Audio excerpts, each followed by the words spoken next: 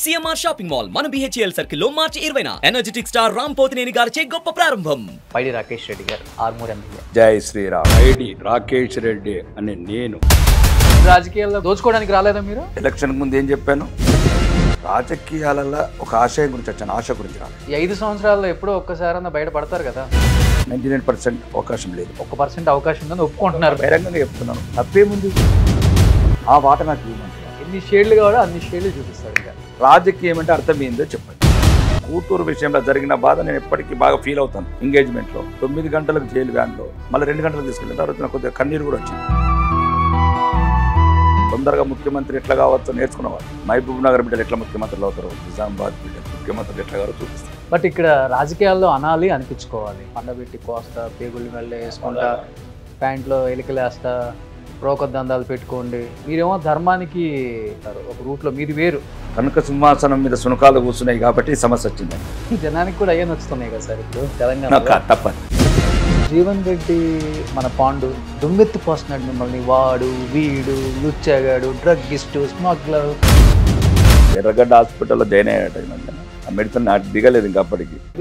తత్వం అనేది కాలక్రమేణా తగ్గిపోతున్న టైంలో బీజేపీ మంచి స్టాండ్ తీసుకుంది, దానికి ఒప్పుకోవచ్చు. నారాయణమూర్తి గారు తనకి అర్థం కాలే ఒకటి, రాముడు ఎవడబ్బ సొత్తు కాల. He's not belongs to the BJP.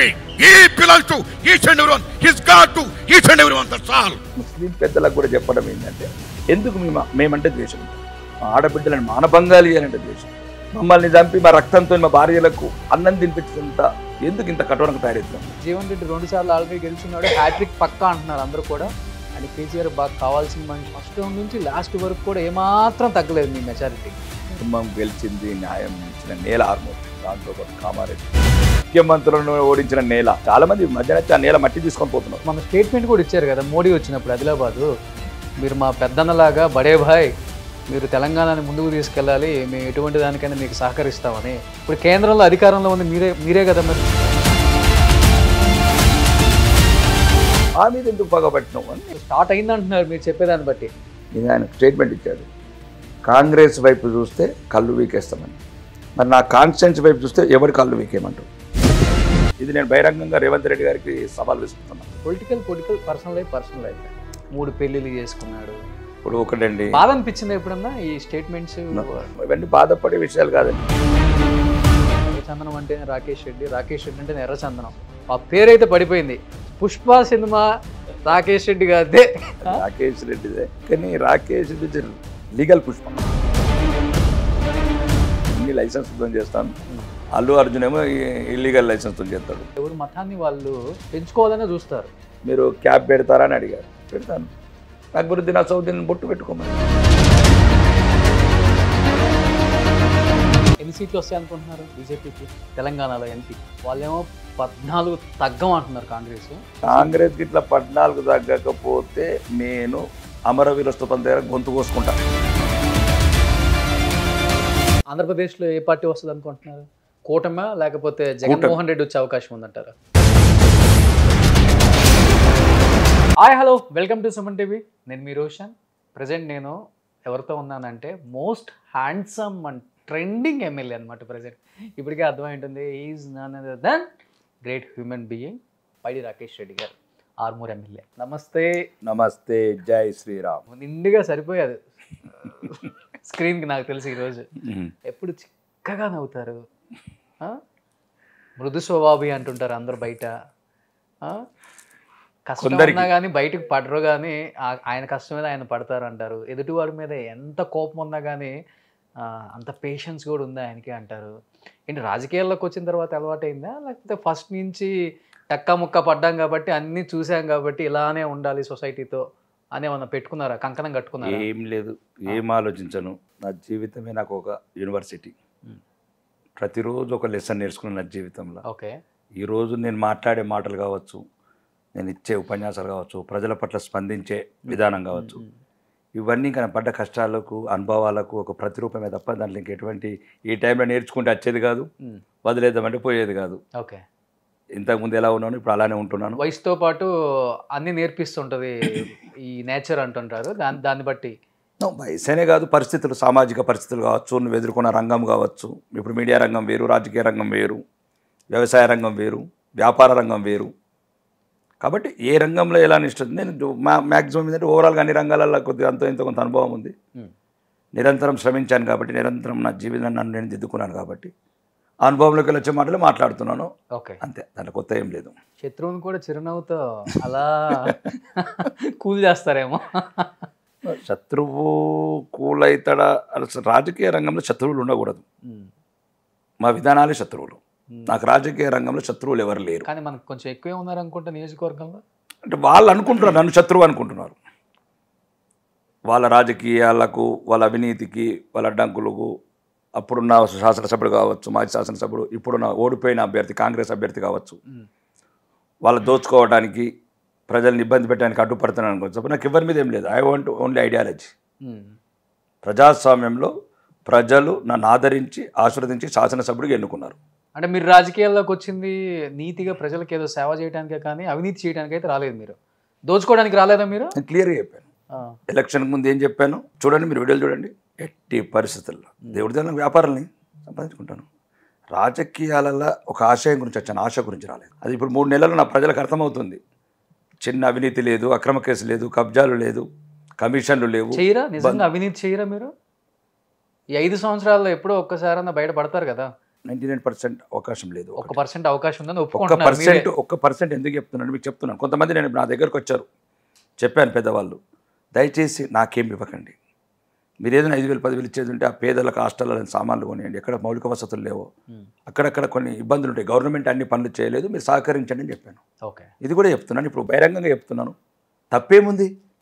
ఇప్పుడు మేము తీసుకున్నప్పుడు 10,000 రూపాయలు అనుకోండి, పేదోడికి ఇస్తే ఏమవుతుంది?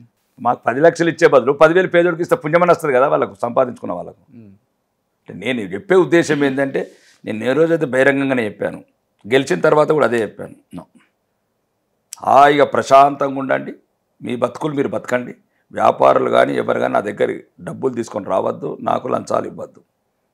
నేను ఎలక్షన్ గెలిచిన తర్వాత కూడా ప్రతి అధికారులకు చెప్పాను, దయచేసి మీకున్న రూల్స్ ప్రకారం మీరు పనిచేయండి. కానీ ఎక్కడైనా సరే పేదవాడిని దృష్టిలో పెట్టుకోండి, బలహీనులని పేదవాళ్ళని.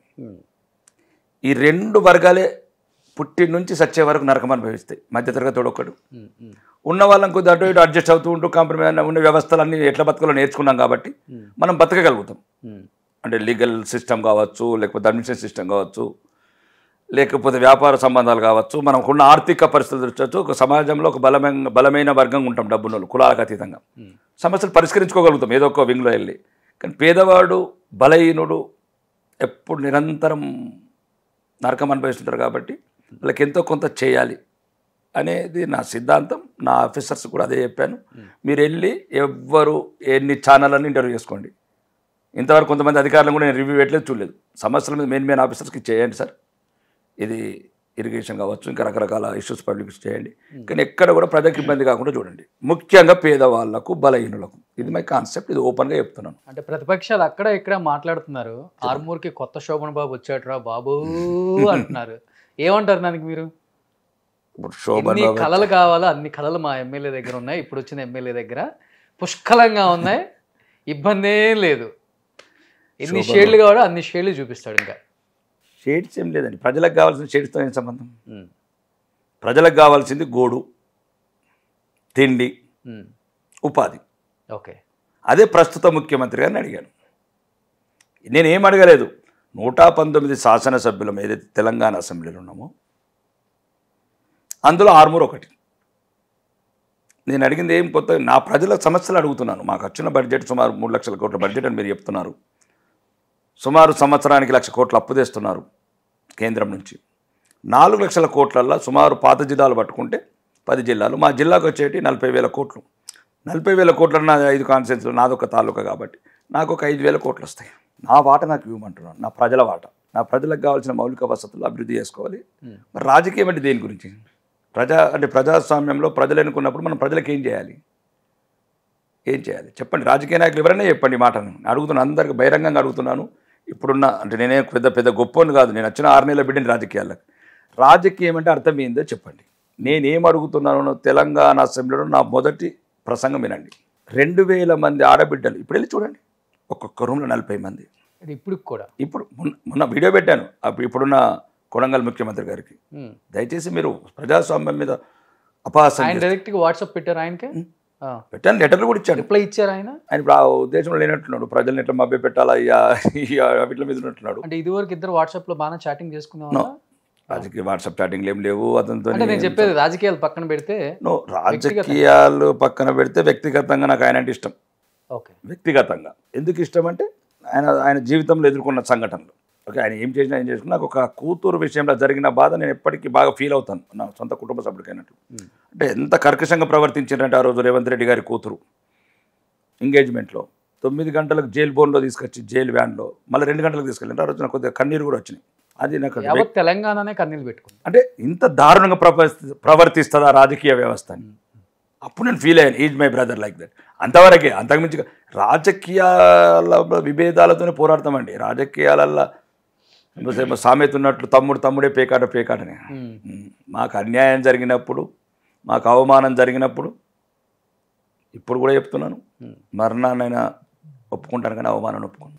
ఎప్పుడు కలవలేదా ముఖ్యమంత్రి కాకముందు?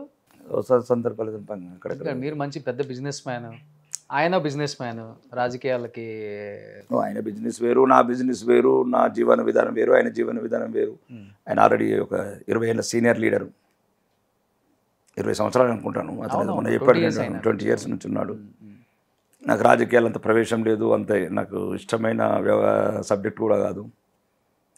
రాను దేశం ఒక వైపు అభద్రత భావానికి, అంటే ఈ ధర్మం అవమాన పాలవుతుంది. ఓకే, అట్లాంటి ఒక ఐడియాలజీతోని కొత్త దేశం మీద ఉన్న అవగాహనతో, అంటే సుమారు 1000 సంవత్సరాలుగా ఏం అనుభవించిన మీ దేశం, ఏం అనుభవించింది నా జాతి అని ఒక ఆలోచనల వల్ల నేను ఈ రాజకీయ వేదికని ఎన్నుకున్నాను. అంటే 119 నియోజకవర్గాలు, 4 కోట్ల మంది జనాభా, ఎవరికి రాని అవకాశం ఆ 119 మందికే వస్తుంది. దాంట్లో ఒకటి రాకేష్ రెడ్డి. ఒక్కసారిగా అసెంబ్లీలో రాకేష్ రెడ్డి అనే నేను అన్నప్పుడు వాట్ వాజ్ యువర్ ఫీలింగ్? ఆ రోజు 6 నిమిషం నా భారతీయ జనతా పార్టీ కావచ్చు, నా భారతీయ జనతా పార్టీతో పాటు నన్ను ఎన్నుకున్న 87 గ్రామాల ప్రజలకు, కానీ జీవితంలో ఎన్ని చేసినా వాళ్ళ రుణం తీర్చుకోలేను. తెలంగాణ అసెంబ్లీ ఇంతవరకు 75 సంవత్సరాలలో నేనే మాట్లాడాను అనుకుంటాను అన్నమాట. బహిరంగంగా నా ప్రజల కృతజ్ఞతలు చెప్పాను తెలంగాణ అసెంబ్లీ ద్వారా. గ్యాలరీలో కూర్చోడానికి కూడా ఆశపడ్డ మేము కూర్చుంటామో కోము, అట్లాంటిది ఇట్లాంటి గౌరవ సభల శాసనసభ్యులు చేసిన నా ప్రజలకు కృతజ్ఞతలు చెప్తున్నాను. కాబట్టి అదొక అద్భుతమైన అనుభూతి. మీరు అన్నట్లు అదొక మాయాసభ. రాజకీయ వారసత్వం ఉన్నవాళ్ళు, కోట్ల కొద్ది డబ్బు ఉన్నవాళ్ళు, అట్లనే సిపిఐ కూనంనేని లాంటి ఎమ్మెల్యేలు కావచ్చు. అంటే ఒక రకమైన అది ఒక కొత్త రకం నా జీవితంలో. వారసత్వ రాజకీయాలు కావచ్చు, రకరకాలు, అంటే జమీందారుల పిల్లలు, లేకపోతే 1000 కోట్లు ఉన్న పిల్లలుతో నేను కూర్చోవటము. కానీ నేను ప్రతి క్షణం నా ప్రజల గురించి మాట్లాడాలనుకున్నాను. ప్రతి క్షణం నేను 5 సంవత్సరాల వాళ్ళు ఇచ్చిన ఆశీర్వాదం వల్ల ఏదైతే లైసెన్స్ ఇచ్చారో దానివల్ల నా ప్రజలకు సంబంధించిన సమస్యల గురించి మాట్లాడాలనుకున్నాను. మొదటి ప్రసంగం మాట్లాడిన తర్వాత మాట్లాడారు. ఫస్ట్ స్పీచ్ చాలా బాగుంది, అక్కడే కనెక్ట్ అయిపోయారు జనం. అదే అందరు కూడా అన్నది అదే. నేను అదే చెప్తున్నాను. మళ్ళీ రాజకీయాలు ఎందుకు అంటే, వ్యాపారాలు చేసుకుంటే ఇప్పుడు మీరు వీడియో పెట్టుకున్నారు, నేను వ్యాపారం చేసుకున్నాను, అది ప్రజలకు సంబంధం లేదు. అవును, కానీ ప్రజలతో ఎన్నుకోబడి ప్రజా సమస్యలను పక్కదోవ పట్టించి వాడంత వీడింత తిన్నాడు, వీడు రండి అంటే వారు రండి అంటే రాజకీయ లాంగ్వేజ్ మాట్లాడటము. మనం ఏం నేర్పుతున్నాం, ఒక ఉన్నతమైన స్థానాలు ఉన్న వాళ్ళు మాట్లాడకూడదట. మీరో నేనో మాట్లాడినప్పుడు కొత్త వాళ్ళం, 40 ఏళ్ళ అనుభవం ఉన్నాను, ఒక అతను మాజీ ముఖ్యమంత్రి, 20 ఏళ్ళ అనుభవం ఉన్నాను, కొత్త ముఖ్యమంత్రి రండి అనే పదాలు వాడుతున్నారు ఈ తెలంగాణ అసెంబ్లీలో అనేది ఒక ఇబ్బందికరమైన పరిస్థితి. కాబట్టి నాకు కావాల్సింది ఏంటంటే, ఆ రోజు వేదిక ద్వారా అడిగాను, ఇప్పటివరకు ఇంకా తీయలేదు, అది జరగలేదు. మరి దాని మీద అమర నిరాదీక్ష చేయాలనుకుంటున్నాను. ఆ రోజు ఫస్ట్ ప్రసంగంలో నేను చెప్పాను, కొడంగల్ శాసనసభ్యుడైన రేవంత్ రెడ్డి గారికి బహిరంగానే చెప్పాను, సమాజం అంతా చూసింది. మీరు ఏదైతే మోడల్ ప్రాజెక్ట్ అని ఏదైతే 150 కోట్లతో మీరు కొడంగల్లో ఇంటిగ్రేటెడ్ మోడల్ స్కూల్స్ పెట్టుకుంటున్నారో, దక్షిణ తెలంగాణలో, ఉత్తర తెలంగాణలో కూడా ఒకటి మోడల్గా తీసుకుంటే ఆర్మూర్ని, మీరు కొడంగల్లో ఏది చేస్తే దక్షిణ తెలంగాణలో మీరు ఏది చేస్తున్నారో ఒకటి ఉత్తర తెలంగాణ మోడల్గా తీసుకోండి. ఇప్పుడు ఇంతకుముందు ఇప్పుడు గౌరవ ముఖ్యమంత్రి గారు కూడా విమర్శించారు. మంచి తెలివైన వాడు, తొందరగా ముఖ్యమంత్రి ఎట్లా కావచ్చో నేర్చుకున్నవాడు. ఎన్ని విధానాలను మార్చుకొని ఎన్ని వ్యవస్థలను మార్చుకుంటా కూడా ఆయన అనుకున్నది గోల్ చేయగలిగాడు. మీకు కూడా ఆయన చూసేమన్నా చిన్న ఇదేమన్నా పుట్టిందా? బీజేపీ మొన్న పెద్ద లీడర్ అయిపోవాలి ముఖ్యమంత్రి అలా కాదు, కానీ మొన్న మహబూబ్ నగర్లో అన్నాడు అతను, మా మహబూబ్ నగర్ బిడ్డ ముఖ్యమంత్రి అయితే ఏడుస్తున్నారు ఎందుకని అది మాట్లాడాడు. నేను అదే అన్నాను, మా నిజామాబాద్ బిడ్డ కూడా ముఖ్యమంత్రి అయితే కావద్దా? మేము కూడా కావాలనుకుంటాం. నిజామాబాద్ బిడ్డ ఎవరైనా కావచ్చు, నేను కావచ్చు, వెంకటరమణారెడ్డి కావచ్చు, మా అరవింద్ కావచ్చు. అంటే నాకు అది మొన్నటిదాకా లేకుండా ఆలోచన. ఈ రేవంత్ రెడ్డి గారు కొడంగల్ ఎమ్మెల్యే గారు ఆ రోజు మహబూబ్ నగర్ బహిరంగ సభలో ఏదో కొద్దిగా రాజ్యాంగ విరుద్ధంగా మాట్లాడాడు, అది పక్కన పెడితే మహబూబ్ నగర్ బిడ్డ ముఖ్యమంత్రి అయితే ఎందుకు ఇంత అడుచుకుంటారంటే ఆయన చెప్పిన తర్వాత మాకు అనిపించింది కరెక్ట్, మహబూబ్ నగర్ బిడ్డతో పాటు ఆ నిజామాబాద్ బిడ్డలు కూడా ముఖ్యమంత్రులు కావాలి కదా, దాని గురించి పోరాడతాం. మాకు రేవంత్ రెడ్డి గారు ఆదర్శం. రేవంత్ రెడ్డి గారు మహబూబ్ నగర్ బిడ్డలు ఎట్లా ముఖ్యమంత్రులు అవుతారో, నిజామాబాద్ బిడ్డలు ముఖ్యమంత్రులు ఎట్లా గారో చూపిస్తాం. మీరు వ్యక్తిగతంగా ఎలా ఉంటారు? అంటే రియల్ లైఫ్లో చాలా సున్నితంగా ఉంటారా, లేకపోతే కొంచెం షార్ట్ టెంపర్ అవన్నీ ఉన్నాయా? కోపం, ఎదుటోడి మీద రివెంజ్ తీర్చుకోవటం? రివెంజ్ అని ఎందుకు, మళ్ళీ మీకు అదే చెప్తున్నాను. ఇప్పుడు నేను రాజకీయ నాయకుడినండి, ఎమ్మెల్యేని, శాసనసభ్యుని. అదే వ్యక్తిగత రాగదేశాలు ఉన్నాయి నాకు. నేను వ్యక్తిగత రాగదేశాలు అదే చెప్పాను. ఇప్పుడు నాకు బహిరంగంగా చెప్తున్నాను, రేవంత్ రెడ్డి గారు వ్యక్తిగతంగా ఇష్టం. ఆ ఇష్టం కూడా మోర్ ఇంకెందుకు ఇంపార్టెంట్ ఇష్టం అంటే ఆయన కూతురుకు జరిగిన రోజు నాకు బాగా కనెక్ట్ అయ్యాను. అంటే ఆ బాధ ఆయన బాధ నా ఇంట్లో జరిగినట్లు అనిపించింది. అది వ్యక్తిగతంగా కష్టపడి పైకి వచ్చాడు. ఓకే, రాజకీయాలలో ఎన్ని విధానాలు ఎన్ని పార్టీలు మారినా అది ఒక విధానమైన ఏదో అనుకున్న గోల్ రీచ్ కాగలిగాడు, కరెక్ట్. కానీ అతను అన్నదానికి మాకు కూడా ఒక ప్రేరణ రేవంత్ రెడ్డి గారు. అంటే రెండోది ఏంటంటే కరెక్టే ఆయన చెప్పిన తర్వాత అనిపించింది అన్నట్లు ముఖ్యమంత్రి కావాల్సిందే అని. ఎవరో ఒకరు మన నిజామాబాద్ బిడ్డలు, అది మన నిజామాబాద్ బిడ్డలు మాత్రం 100% ఎవరో ఒకరు అవుతాం ముఖ్యమంత్రి. ఇది నేను బహిరంగంగా రేవంత్ రెడ్డి గారికి సవాల్ విసురుతున్నా. బట్ ఇక్కడ రాజకీయాల్లో అనాలి అనిపించుకోవాలి, మీరు అనగలరా గట్టిగానే? దేనికైనా. ఎందుకంటే ఇప్పుడు ఏంటంటే చూస్తున్నాం రాజకీయం, ఇప్పుడు పండబెట్టి కోస్తా, పేగుళ్ళు వెళ్ళే పదాలు వాడు, ప్యాంట్లో ఎలికలేస్తా, బ్రోకర్ దందాలు పెట్టుకోండి అంటే వాళ్ళు వాడే భాష అలానే ఉంది, వీళ్ళు వాడే భాష అలా ఉంది. అది వద్దని చెప్పి మీరేమో ధర్మానికి ఇదిగా వెళ్తుంటారు ఒక రూట్లో, మీది వేరు. Is it possible? నో, ఆ భాష మాత్రం ఒప్పుకోదగ్గ భాష కాదు. ఇంతకుముందు మాట్లాడిన మాజీ ముఖ్యమంత్రి గారు కావచ్చు, నేను ఒక వేదిక ద్వారా కూడా అన్నాను, కనుక సింహాసనం మీద శునకాలు కూర్చున్నాయి కాబట్టి సమస్య వచ్చిందని. ఎందుకంటే ఒకవేళ శునకం కూర్చున్నా కానీ మార్చుకోవాలా. జనానికి కూడా అయ్యే నచ్చుతున్నాయి కదా సార్ ఇప్పుడు తెలంగాణ. తప్పది. తెలంగాణ ఇస్ ఒక ఆదర్శమైన ప్రపంచంలో ఒక మంచి ప్రాంతం ఇది. తెలంగాణ మంచిన ప్రాంతం. ఇక్కడ పద్ధతులు, సాంప్రదాయాలు, గౌరవము, మాట్లాడే భాష యాస వేరు కావచ్చు, కానీ ఇంత మంచి హృదయాలు ఈ తెలంగాణ హృదయాలు ప్రపంచంలో ఎక్కడ లేవు. నేను బహిరంగంగా చెప్పగలుగుతాను, వేల చరిత్ర. అలాంటి వాళ్ళే గెలిపిస్తున్నారు కదా. గెలిపించిన మంచి వాళ్ళు ఉన్నారు, గెలిచిన వాళ్ళు అట్లా అవుతున్నారు. గెలకముందు బాగానే ఉంటున్నారు. రేవంత్ రెడ్డి గారైనా కేసీఆర్ గారైనా గెలిచిన తర్వాతనే దోసుకపోవటము, ఒకటే ప్రాంతంలో కేంద్రీకరించుకోవటం. మీరు కూడా మారారా గెలిచిన తర్వాత? ఏమన్నా? నేను మారాను. ఏ రోజు మారాను? నేను ఆ రోజు చెప్తున్నా, ఇది చెప్తున్నాను. ప్రాణం లేని శరీరంతో సమానమని చెప్తున్నాను. అప్పుడైనా ఇప్పుడైనా ఇదే మాట మీద కట్టుబడి ఉంటాను, రాజకీయ వ్యవస్థలో ఎన్ని రోజులున్నా. కానీ మీరేమో 24 carats ప్యూర్ గోల్డ్ అని చాలామంది చెప్తుంటారు, నేను కూడా విన్నాను. మరి ఎందుకు జీవన్ రెడ్డి మన పాండు దుమ్మెత్తి పోస్తున్నాడు మిమ్మల్ని? వాడు, వీడు, లుచ్చగాడు, డ్రగ్గిస్టు, స్మగ్లరు,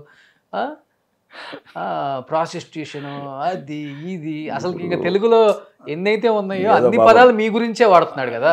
ఎర్రగడ్డ హాస్పిటల్లో జాయిన్ అయ్యాట ఈ మధ్యన. ఆ మెడిసిన్ నాకు దిగలేదు ఇంకా అప్పటికి, కాబట్టి అప్పుడప్పుడు మాట్లాడి మళ్ళీ అన్నిటికీ కౌంటర్ ఇచ్చిన తర్వాత ఇంకా అప్పటి నుంచి ఇంకా ఒకటి నేను ఆ రోజు చెప్తున్నాను, ఈ రోజు చెప్తున్నాను. ఆ రోజు బహిరంగం కూడా చెప్పాను వాడికి. ఇప్పటికీ నాకు వ్యక్తిగతంగా వాడి మీద ఏం లేదు. ఓకే, వాడి మీద లేదు, వాడి మీద వినరెడ్డి గారి మీద ఏం లేదు. ఎందుకుంటుంది వాళ్ళ మీద? ఎందుకు ఉండాలి అసలు? అవునవునవును. వాళ్ళ రాజకీయ వ్యవస్థలో వాళ్ళు అప్పుడు ఏదైనా అక్కడ చేసిన దౌర్జన్యం మీరు కాకపోతే మీరు ఇంటర్వ్యూ తీసుకెళ్ళండి. ఈ 10 సంవత్సరాలు అక్కడ జరిగిన ధ్వంసమైన అంతేందుకు పెద్ద మీరు నమ్మరు. కానీ నేను అతని గురించి మాట్లాడుతున్నా. ఒక బీఆర్ఎస్, ఈ టీఆర్ఎస్ వల్లే 100 మంది నాకు ఫోన్ చేశారు. ఆ ఎమ్మెల్యే అసెంబ్లీలో మెచ్చుకుంటున్నాను, అమ్మా మాకు దరిద్రం పోయిందని అంటారు జీవన్ రెడ్డి పోయాక. అంటే కాబట్టి అది వ్యక్తిగతంగా అతని మీద నాకేం లేదు. నాకున్నదల్లో ఒకటే రోషన్, అప్పుడు చెప్తున్నాను, ఇప్పుడు చెప్తున్నాను, బహిరంగ చెప్తున్నాను. రేవంత్ రెడ్డి గారు కావచ్చు, ఎవరైనా కావచ్చు, వ్యక్తిగతంగా ఎవ్వరి మీద ఏం లేదు. నా భారతీయ జనతా పార్టీ సిద్ధాంతం, ఈ దేశంలో మా ధర్మం, హిందువుల గౌరవం, మేము గౌరవంగా బతకాలి అంతే తప్ప మరి ఇక ఉన్న ఒక దేశంలో కూడా బానిసల్లాగా బతకటం ఆ చరిత్ర చెప్తున్నది. 100 సంవత్సరాలు 800 సంవత్సరాలు నరకం అనుభవించినాం. 8 తరాలు అట్లనే ఏం అనుభవించారో, ఏం చచ్చిపోయారో. మేముండంగా మా జాతి అంతరించదని కోరుకుంటున్నాం. ఆ కళ్ళ ముందు. అంతకుమించి దాన్ని బట్టి ఎన్నుకున్నాం వేదిక, మాట్లాడతాం, అవసరం వచ్చినప్పుడు మాట్లాడతాం ధర్మం గురించి. మరి మా ధర్మం గురించి ఎవరు మాట్లాడతారు? సౌదీలు మాట్లాడతారు ఎట్లా? లేకపోతే అసౌద్దీన్ మాట్లాడతాడా మా గురించి? అక్బరుద్దీన్ మాట్లాడతాడా? ఎవరు మాట్లాడతారు మా గురించి? ఇప్పుడు నిన్నగాక మొన్న శాసనసభ్యులు వెళ్ళారు మజ్లిస్ వాళ్ళు, 24 గంటలు షాప్స్ ఓపెన్ ఉంచాలంటున్నారు. మా హిందూ పండుగల గురించి మేము మాట్లాడాలి కదా. అంటే నేను అనేది ఏంటంటే మా ధర్మం గురించి మేము మాట్లాడాల్సిందే, మా ప్రజల గురించి మేము కొట్లాడాల్సిందే. మా ప్రజల భవిష్యత్తు ప్రశ్నార్థకమైనప్పుడు దేనికైనా తెగించి కొట్లాడతాం. అది గ్రేట్. ఎందుకంటే హిందూ తత్వం అనేది కాలక్రమేణా తగ్గిపోతున్న టైంలో బీజేపీ మంచి స్టాండ్ తీసుకుంది, దానికి ఒప్పుకోవచ్చు. బీజేపీ అవిర్భావమే హిందువుల ఆత్మగౌరవం అండి. ఎగ్జాక్ట్లీ. అది పార్టీ పుట్టిందే దీన్ దయాళ్ గారు కావచ్చు, శ్యాంప్రసాద్ ముఖర్జీ గారు కావచ్చు, పెట్టిన పార్టీ. వాళ్ళు పెట్టిన సిద్ధాంతం అది. హిందుత్వం ప్రమాదంలో పడ్డది, హిందువుల భవిష్యత్తు ప్రశ్నార్థంగా తయారవుతున్నప్పుడే దాన్ని ఐడియాలజీ తీసుకొని తెచ్చి తప్ప ఇతర మస్తస్థుల గురించో వాళ్ళు. ఇప్పుడు నిన్నగాక మొన్న అన్నారు ఎవరు, నారాయణమూర్తి గారు చెప్పాడు, ఆయన చెప్పాడు బహిరంగంగా నెహ్రూ వాళ్ళు ఎంత నష్టం జరిగిందని. నెహ్రూ కానీ కాంగ్రెస్ వాళ్ళకి కానీ ఎప్పుడు ఈ దేశంలో హిందువులు సంతోషంగా ఉంటే ఇష్టం లేదు, నెహ్రూ కుటుంబానికి ప్రత్యేకంగా. ఎందుకంటే వాళ్ళకున్న మూలాలు వేరే మూలాలు కాబట్టి. హిందూ ధర్మం అంటే ద్వేషం నెహ్రూకు కావచ్చు, కాంగ్రెస్ వాదులకు కావచ్చు. కాబట్టి ఎవరి దేశం గురించి ఇప్పటికీ చాలా నష్టపోయినాం, 60-70 ఏళ్ళు. ఇక మా జాతి నష్టపోయే పరిస్థితులు మిగిలితలేరు కూడా. అయితే అక్కడ జరుగుతున్నది ఏంటంటే, ఆయన అన్నాడు నారాయణమూర్తి గారు లాస్ట్లో ఒక మాటకి, నేను అది రాజకీయ వేదిక కాదు కదా అని ఆపేశాను. నాకు నారాయణమూర్తి కొంచెం రచ్చ జరిగింది అనుకుంటా అదే నిన్న. అంటే దాని మీద ఆయన ఒప్పుకున్నాడు, జై శ్రీరామ్ అన్నాడు, హిందువుని అన్నాడు. మొత్తానికి గ్రేట్ నారాయణమూర్తి గారు. చిన్నప్పటి నుంచి నాకు అభిమాన డైరెక్టర్ ఆయన. కానీ లాస్ట్లో అతనికి అర్థం కాలే ఒకటి, రాముడు ఎవడబ్బ సొత్తు కాదన్నాడు. రైట్, మేము అదే అంటున్నాం. రాముడు అందరివాడు, రాముడు అందరివాడు. భారతదేశంలో ఉన్న ముస్లిమ్స్ కూడా ఆలోచించాలి, రాముడు మీవాడు, మీ పూర్వీకుల ఆరాధ్య దైవం. మీరు అప్పుడున్న ఇబ్బందులకు గురై మీరు మతం మారినరు. నేను చెప్తున్నాను, మీరు మా సోదరులు, మా తాతలు, మీ తాతలు అందరు అన్నదమ్ములే. దిస్ జెనెటిక్ కావచ్చు, డిఎన్ఏ కావచ్చు, అన్ని దిస్ ప్రూవ్డ్, సైంటిఫికల్లీ ప్రూవ్డ్ అండి. కాబట్టి మీరు మమ్మల్ని ద్వేషించకండి, మీరు మమ్మల్ని చంపకండి, మీరు మమ్మల్ని ఇబ్బందుల పాలు చేయకండి. ఇప్పుడు అక్కడ చంపుతున్నారు, ఆఫ్ఘనిస్తాన్లో చంపుతున్నారు, పాకిస్తాన్లో చంపుతున్నారు, బంగ్లాదేశ్లో చంపుతున్నారు, కాశ్మీర్లో చంపుతున్నారు, వెస్ట్ బెంగాల్లో చంపుతున్నారు. మరి మేము ఎక్కడికి పోవాలని అడుగుతున్నాం. సాటి సోదరులే సోదరులను అవమానం పాలు చేస్తుంటే. అందుకోసం ఇక్కడ ఉన్న ముస్లిం పెద్దలకు కూడా చెప్పడం ఏంటంటే, ముస్లిం నాయకులు కావచ్చు, మీరు మీ చరిత్ర తెలుసుకోండి, మీరు మా వాళ్ళు. ఎందుకు మేమంటే ద్వేషం ఇంత మీకు? ఎందుకు ఇంత అంటే కర్కటకమైన ద్వేషం, కఠోరమైన ద్వేషం, మమ్మల్ని చంపాలన్నంత ద్వేషం, మా ఆడబిడ్డలను మానభంగాలు చేయాలంటే ద్వేషం, మమ్మల్ని చంపి మా రక్తంతో మా భార్యలకు అన్నం తినిపించేంత ఎందుకు ఇంత కఠోరంగా తయారవుతున్నారు మీరు? వెస్ట్ బెంగాల్లో ఓటేయకపోతే ఒక్క అమ్మాయిని 100 మంది రేపేసి ఎట్లా ఎందుకు చంపుతున్నారు? ఎందుకు ఇంత ద్వేషం? ఇదే నేను అడుగుతున్నాను తప్ప. కాబట్టి అలాగే రాముడు ఎవడబ్బ సొత్తు అన్నదానికి సమాధానం చెప్తున్నాను. రాముడు అందరివాడు. అందుగురించే భారత ప్రభుత్వం 22 పార్టీలకు ఆహ్వానం పంపింది, మీరు రావాలి అయోధ్యకి. రాముడు అందరివాడని. ఒకప్పుడు విదేశురాలైన సోనియా గాంధీ గారికి, ఇప్పుడు భారత పౌరసత్వం తీసుకున్న సోనియా గాంధీ గారికి కూడా ఇన్విటేషన్ ఇచ్చారు అయోధ్య కమిటీ. ఒకప్పుడు విదేశురాలైన ఇప్పుడు మన దేశ నాయకురాలే కాబట్టి దేశం మీద ప్రేమ ఉంటుందేమో, దేశ సంస్కృతి మీద ప్రేమ ఉంటుందేమో ఓకే అని ప్రత్యేకంగా వెళ్ళి ఆహ్వాన పత్రిక ఇచ్చినాం. ఇది తెలుసుకోవాలి అందరూ. సార్, రాజకీయాల మీద మీకు ఎప్పుడు మక్కువ ఏర్పడింది? ఎందుకంటే నేను ఎందుకు అడుగుతున్నానంటే, బిఫోర్ మీరు ఒక బిజినెస్ మ్యాన్, కానీ మీరు మాట్లాడే తీరు కానీ మీ శైలి కానీ ప్రజలతో మమేకమైనట్టు, సమాజం కోసం ఆలోచిస్తున్నట్టు మీ మాటలు అయితే ఆకట్టుకుంటాయి అందరినీ కూడా. ఒక బిజినెస్ మ్యాన్ మాట్లాడే మాటల్లా కనిపించవు. జాతి ప్రమాదంలో పడ్డది. ఇంకా మాలాంటి తెలివైన వాడు ఇంకా స్వంతానికే జీవితం అంటే ఏంటి అన్నట్టు అర్థం. అంటే ఎన్ని రోజులు స్వంతానికి బతికాం, ఇప్పుడు సమాజానికి గురించి బతకాలి. మరి తెలివి ఎందుకు ఇచ్చాడు దేవుడు? ఇప్పుడు పెద్ద కానీ ఈ సమాజంలో ముందుకు వెళ్ళనిస్తారా ఇలాంటి వాళ్ళని?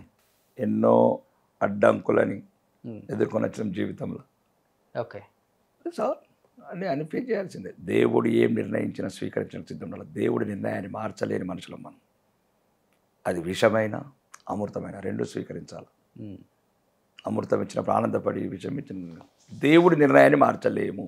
అదే మేము చెప్తున్నాం ఏంటంటే ధర్మం ప్రమాదంలో పడ్డది. హిందువులందరూ ఆలోచించండి, ఐక్యతగా ఉండండి. లేకపోతే ఎక్కడైతే ఆఫ్ఘనిస్తాన్లో ఈరోజు హిందువులు ఎదుర్కొని అయిపోయినారు, పాకిస్తాన్లో హిందువుల పని అయిపోయింది, బంగ్లాదేశ్లో సగం అయిపోయినారు, ఇంకా ఉన్నది ఒక దేశం ఒక్కొక్క ప్రాంతం కవర్ అవుతూ పోతున్నది. కేరళలో కాలు పెట్టలేని పరిస్థితికి వచ్చినాం. వెస్ట్ బెంగాల్లో అయితే ఒక రకం మా దౌర్భాగ్యం, అట్లాంటి నాయకురాలు హిందూ మతంలో పుట్టడం. మన కేరళ ముఖ్యమంత్రి కావచ్చు, ఢిల్లీ ముఖ్యమంత్రి కావచ్చు అన్నప్పుడల్లా బాధ కలుక్కుమంటున్నది. ఎందుకంటే సింపుల్ అని చెప్పాలనుకుంటే సిఏఏ యాక్ట్. ఈ ముస్లిం సోదరులు కూడా చెప్తున్నా, దయచేసి ఈ మాటినండి. బాబర్ అనేవాడు ఒక దురక్రమణదారుడు, ఒక విదేశీయుడు, మన దేశాన్ని మీద దండెత్తిన విదేశీయుడు. వాడొచ్చి రాముడి గుడిని కూలగొట్టి మసీదు కట్టాడు. అక్కడ బాబర్ మసీద్ అంటే గుడిని కూలగొట్టి కట్టాడు, దాన్ని పునర్నిర్మాణం చేసినాం అంతే. ప్రపంచం కూడా అది మొన్న లండన్ పార్లమెంట్లో కూడా ఒక సభ్యుడు అన్నాడు, పార్లమెంట్ సభ్యుడు బీబీసీ మీద కామెంట్ చేస్తూ, కరెక్ట్ కాదు ఇది, అది బాబ్రీ మసీద్ తీసేసి రామ మందిరం అని కడుతున్నది కాదు, ప్రపంచవ్యాప్తంగా మీరు మాట్లాడాల్సింది అది రామ మందిరం కూల్చిన కట్టిన ఒక మళ్ళీ మా దేశస్తులు కాడు, ఇక్కడున్న ముస్లిం మతస్థులన్న మా సోదరులు, మా రక్తం, వాడు దురక్రమణదారుడు. కాబట్టి ఇక్కడ ఉన్న దేశంలో ఉన్న ముస్లింలు అందరూ కూడా మీరు కూడా గౌరవంగా గర్వంగా ఫీల్ కండి. కానీ ఎప్పటి నుంచి మమేకమయ్యారు ఆర్మూర్ ప్రజలతో? ఎందుకంటే ఫస్ట్ రౌండ్ నుంచి నేను చూస్తూనే ఉన్నాను రిజల్ట్ కూడా టీవీలో, ఎస్పెషల్లీ ఆర్మూర్ మీద అందరు కన్నుంది ఈసారి. ఎందుకంటే జీవన్ రెడ్డి 2 సార్లు ఆల్రెడీ గెలుచున్నాడు, హ్యాట్రిక్ పక్కా అంటున్నారు అందరూ కూడా. అండ్ కేసీఆర్ బాగా కావాల్సిన మనిషి, బాగా అక్కడ గ్రౌండ్ వర్క్ కూడా గట్టిగా చేశారు ఆయన కోసము అని చెప్పినప్పటికి కూడా ఫస్ట్ రౌండ్ నుంచి లాస్ట్ వరకు కూడా ఏమాత్రం తగ్గలేదు మీ మెజారిటీ. ధర్మం గెలిచింది, న్యాయం నిలిచిన నేల ఆర్మూరు.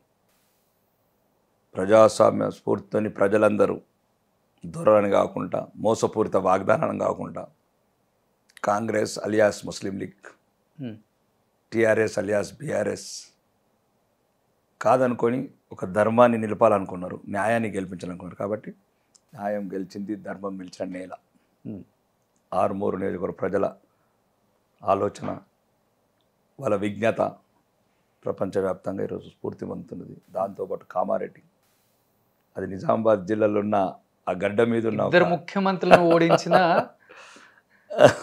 అది సింగం ఆయన. ఇంకా అదే చెప్తున్నాను, అంటే నిజామాబాద్ గడ్డలో ఉన్న పౌరుషం, విజ్ఞత, విజ్ఞానం అందరూ అనుకుంటున్నారు నిజామాబాద్. అందుకోసమే ఇప్పుడు రేవంత్ రెడ్డి గారికి బహిరంగంగా సవాల్ ఇస్తున్నాను. కరెక్ట్ చెప్పారు, మాలో ఉన్న నిద్రాణమైన అసలు ఆలోచన లేని ఆలోచన క్రియేట్ చేశారు. మహబూబ్ నగర్ బిడ్డ ముఖ్యమంత్రి అయితే ఇక నిజామాబాద్ బిడ్డలు కావాల్సిందే మేము.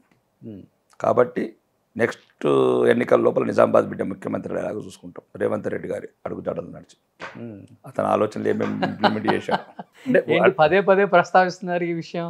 అంటే అదే చెప్తుంది దాన్ని. కామారెడ్డి నేల స్ఫూర్తి, ముఖ్యమంత్రులను ఓడించిన నేల. చాలా మంది మధ్యాహ్నం ఆ నేల మట్టి తీసుకొని పోతున్నారు కామారెడ్డి. అవునా? ఓ గ్రేట్. కామారెడ్డి ఆ మట్టి తీసుకెళ్తే ఆ ధైర్యము, ఆ స్ఫూర్తి దేశవ్యాప్తంగా వస్తుందని.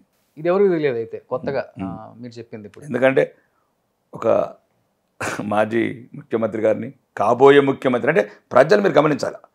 మాజీ ముఖ్యమంత్రి అంటే మాకు ఒక హిట్లర్ లాగా అయ్యండి అప్పుడు, నియంతలాగా. ఆయనకు భయపడకుండా, ఆయన 1000 కోట్ల మోసాలకు ఆశపడకుండా కామారెడ్డి ప్రజలు ఒకవైపు, ఒకవేళ ఆ పార్టీ పోతే కాంగ్రెస్ గెలుస్తుందని నేను ముఖ్యమంత్రి అయితే ఎన్ని 100 కోట్ల నిధులు వస్తాయన్నా, మాకు నిధులద్దు, మా బిడ్డ, మా ఆత్మాభిమానం అని గెలిపించుకున్నారు. అందుకోసమే దేశవ్యాప్తంగా ప్రజలందరూ వచ్చి 2 ముఖ్యమంత్రులను ఓడగొట్టిన నేలని ఆ మట్టి తీసుకుపోయి స్ఫూర్తి నింపుకుంటున్నారు అక్కడక్కడ. ఆర్మూర్ మట్టి తీసుకెళ్ళట్లేదు. ఆర్మూర్ మట్టి, దాంతోపాటు ఆర్మూర్ మట్టి కూడా తీసుకెళ్తున్నారు. ఎందుకంటే కేజీఎఫ్ కన్నా దారుణంగా ఉందని చెప్పారు కదా. కేజీఎఫ్ దారుణంగా ఉంది. రెండోది అక్కడున్న అప్పుడున్న పరిస్థితి, మాజీ శాసనసభ్యుడు చేసిన దౌర్జన్యాలు కావచ్చు. ఎదురొడ్డి 87 పల్లెలల్లా విక్రమార్కుడు సినిమా లాగా ఉండేది. మాట్లాడేవాళ్ళే కాదు ఎవరు కూడా. నేను వెళ్ళినప్పుడు ఎందుకు ఇట్లా అనేవాళ్ళు అంటారు జీవన్ మనుషులు అంటే అక్కడ మాజీ శాసనప్పుడు మనుషులు అంటే గజగజ అనికే వాళ్ళు మనుషులు. అసలు 87 పల్లెల వాయిసే లేదు. ఇప్పుడైతే ఇప్పుడు ఓడిపోయిన కాంగ్రెస్ సభ్యుడు అప్పుడైతే అసలు గజగజగా అనికేవాడు మాజీ శాసనసభ్యుడికి. ఇప్పుడు ఏదో ఈ కొడంగల్ ముఖ్యమంత్రి అయింది అని అప్పటి నుంచి పెట్టుకుని ఏదో పిచ్చి పిచ్చిగా అక్కడ మళ్ళీ మొదలు పెట్టాడు కథలు. అంటే చెప్తున్నాను, ప్రజాస్వామ్య పూర్తిగా ఎవరైనా ఓడిపోయిన అంతగా భయభ్రాంతులు చేయడానికి రీజన్ ఏంటి అసలు అక్కడ? అంటే కేవలం జీవన్ రెడ్డినా లేకపోతే ఇతర కారణాలు ఉన్నాయా? ఇప్పుడు రాజకీయ నాయకులకు కొద్దిగా మేము పద్ధతిగా ఉండాలండి సమాజం పట్ల. దయతో ఉండాలి, హృదయంతో ఉండాలి, కొద్దిగా డెవలప్మెంట్ యాక్టివిటీస్ అంటే అభివృద్ధి చెందే రకంగా మన ప్రజలకి ఏం కావాలో ఉండాలి. దూరలకు సలాం చేసుడా, లేకపోతే ఇప్పుడైనా రెడ్డి రాజులకు సలాంలు కొట్టుడా, అది కాదు. మన ప్రజల అవసరాలు ఏంటి? రాజకీయ నాయకుడు ప్రథమ కర్తవ్యం ఏంది? మనని ఎన్నుకున్న ప్రాంతం ప్రజల ఏమున్నాయి అవసరం, వాళ్ళ నీడ్స్ అంతే. నీడ్స్ స్పెషల్లీ ఇప్పుడు నా 87 గ్రామాలు ఉన్నాయి, ఒక ఇల్లు లేదు. 84 గ్రామాలలో ఒక ఇల్లు కట్టలేదు, ఒక పెన్షన్ ఇవ్వలేదు, ఒక రేషన్ కార్డు ఇవ్వలేదు, ఒక ఉపాధి పెట్టే ఒక ఇండస్ట్రీ పెట్టలేదు. అప్పుడు అట్లా ఇక రేవంత్ రెడ్డి గారు వచ్చిన తర్వాత అసలు ఒక అభివృద్ధి అనేది లేదు. ఇక అందుకోసమే చలో కూడంగాలని ప్రోగ్రాం కూడా పెట్టాను ఇప్పుడు ఆఫ్టర్ పార్లమెంటు. అంటే జనాల్లో ఒక చర్చ అయితే మొదలైంది. ఎందుకంటే మీ ఇద్దరు ఒకానొక టైంలో మంచి మిత్రులని విన్నాం. కేవలం రాజకీయాల్లోకి వచ్చిన తర్వాతే చెడిందా ఈ బంధం? ఎందుకంటే ఆయన చేసే కామెంట్స్కి మీరు గెలిచిన తీరికి అసలు పొంతన కుదరలే ఎక్కడా కూడా. నిజంగా ఆయన చేసిన కామెంట్స్ నిజమే అయ్యి ఉంటే ఆర్మూర్లో చిత్తుగా ఓడిపోవాలి మీరు. ధర్మం ఎప్పుడు ఎవరి చేతిలో ఉండదు. ఇట్లాంటి వాళ్ళు బోలెడు మంది ఆయారాం గైరాం बहुत लोग देखा रेवंत रेड्डी का लोगों को ये धर्म है वो अधर्म है 4 दिन का है वो पवर ये धर्म हमेशा लगे. కానీ మంచి స్నేహితులు ఇద్దరు ఒకప్పుడు. అది కాదు అక్కడ విషయం, స్నేహితుల శత్రువులను కాదు, నా ప్రజల అభివృద్ధి. ఎస్ అది ఉంటుంది డెఫినెట్గా, అది వేరే విషయం. ఎట్లా ఉంటుందండి? 2000 మంది అమ్మాయిలు ఒక్కొక్క రూమ్లో 50 మంది ఉంటే వదిలేసి 150 కోట్లతో మనం శంకుస్థాపన చేసుకున్నాడు కొడంగల్లో. ఎట్లుంటుంది? ఇంకా ఐలాపూర్లో హాస్టల్ కూలిపోతున్నది, ఎస్సీ పిల్లలది 50 ఏళ్ళ కింద కట్టింది. లేదు 1400 కోట్లు కొండ పోతాడు కొడంగల్కు. ఇది కాదండి, ఇది పద్ధతి కాదు రోషన్ గారు. ఇది ఇప్పుడు తెలంగాణ సమాజం కూడా దయచేసి మీరు మళ్ళొకసారి ఆలోచించండి. ఉత్తర తెలంగాణ మీద దక్షిణ తెలంగాణ నాయకులు పగబట్టినరు. దీంట్లో మళ్ళీ తెలంగాణలో ఉన్న ఈ 4 కోట్లలో కూడా 4 మరి దారుణమైన పగబట్టినరు రేవంత్ రెడ్డి గారు వచ్చిన తర్వాత. మొత్తం ఉన్న నిధులన్నీ ఖమ్మం, మహబూబ్నగర్, నల్గొండ. రండి సెక్రటరీ వేదిక, బహిరంగ వేదిక చర్చిద్దాం. 1424 కోట్లు అండి కొడంగల్కు, మాకు 14 కోట్లు లేవు. రాజకీయ వ్యత్యాసాలు పెరిగాయా అంటే? నీ వాళ్ళందరూ కోటీశ్వరు కావాలా, మౌలిక వసతులు పెంచుకొని మా డబ్బు, ఒకవేళ మీ డబ్బు అయితే పర్వాలేదు, మీ కుటుంబం డబ్బులు ఇచ్చుకోండి. నిన్న మొన్న ఏది చూసినా ఖమ్మంలోని అభివృద్ధి. నిన్న చూడండి 500 కోట్ల శంకుస్థాపన. మొన్న చూడండి పొంగులేటి శ్రీనివాసరెడ్డి గారు మినీ స్టేడియాలు. మరి అన్నీ మీరు కట్టుకుంటే మా ప్రజలు ఎట్లా? నేను అడిగేదే ఇది. ఇప్పుడు మా కాంగ్రెస్ వాదులకు కూడా చెప్తున్నాను నేను, కాంగ్రెస్ అన్న ఇది ఘోరం జరిగిపోతుందన్న మీరు గమనించండి. రాజకీయాలు పక్కన పెట్టండి అన్న, మీరు ఇది దయచేసి ప్రత్యేకంగా తెలంగాణ ప్రజలు గమనించాల్సింది.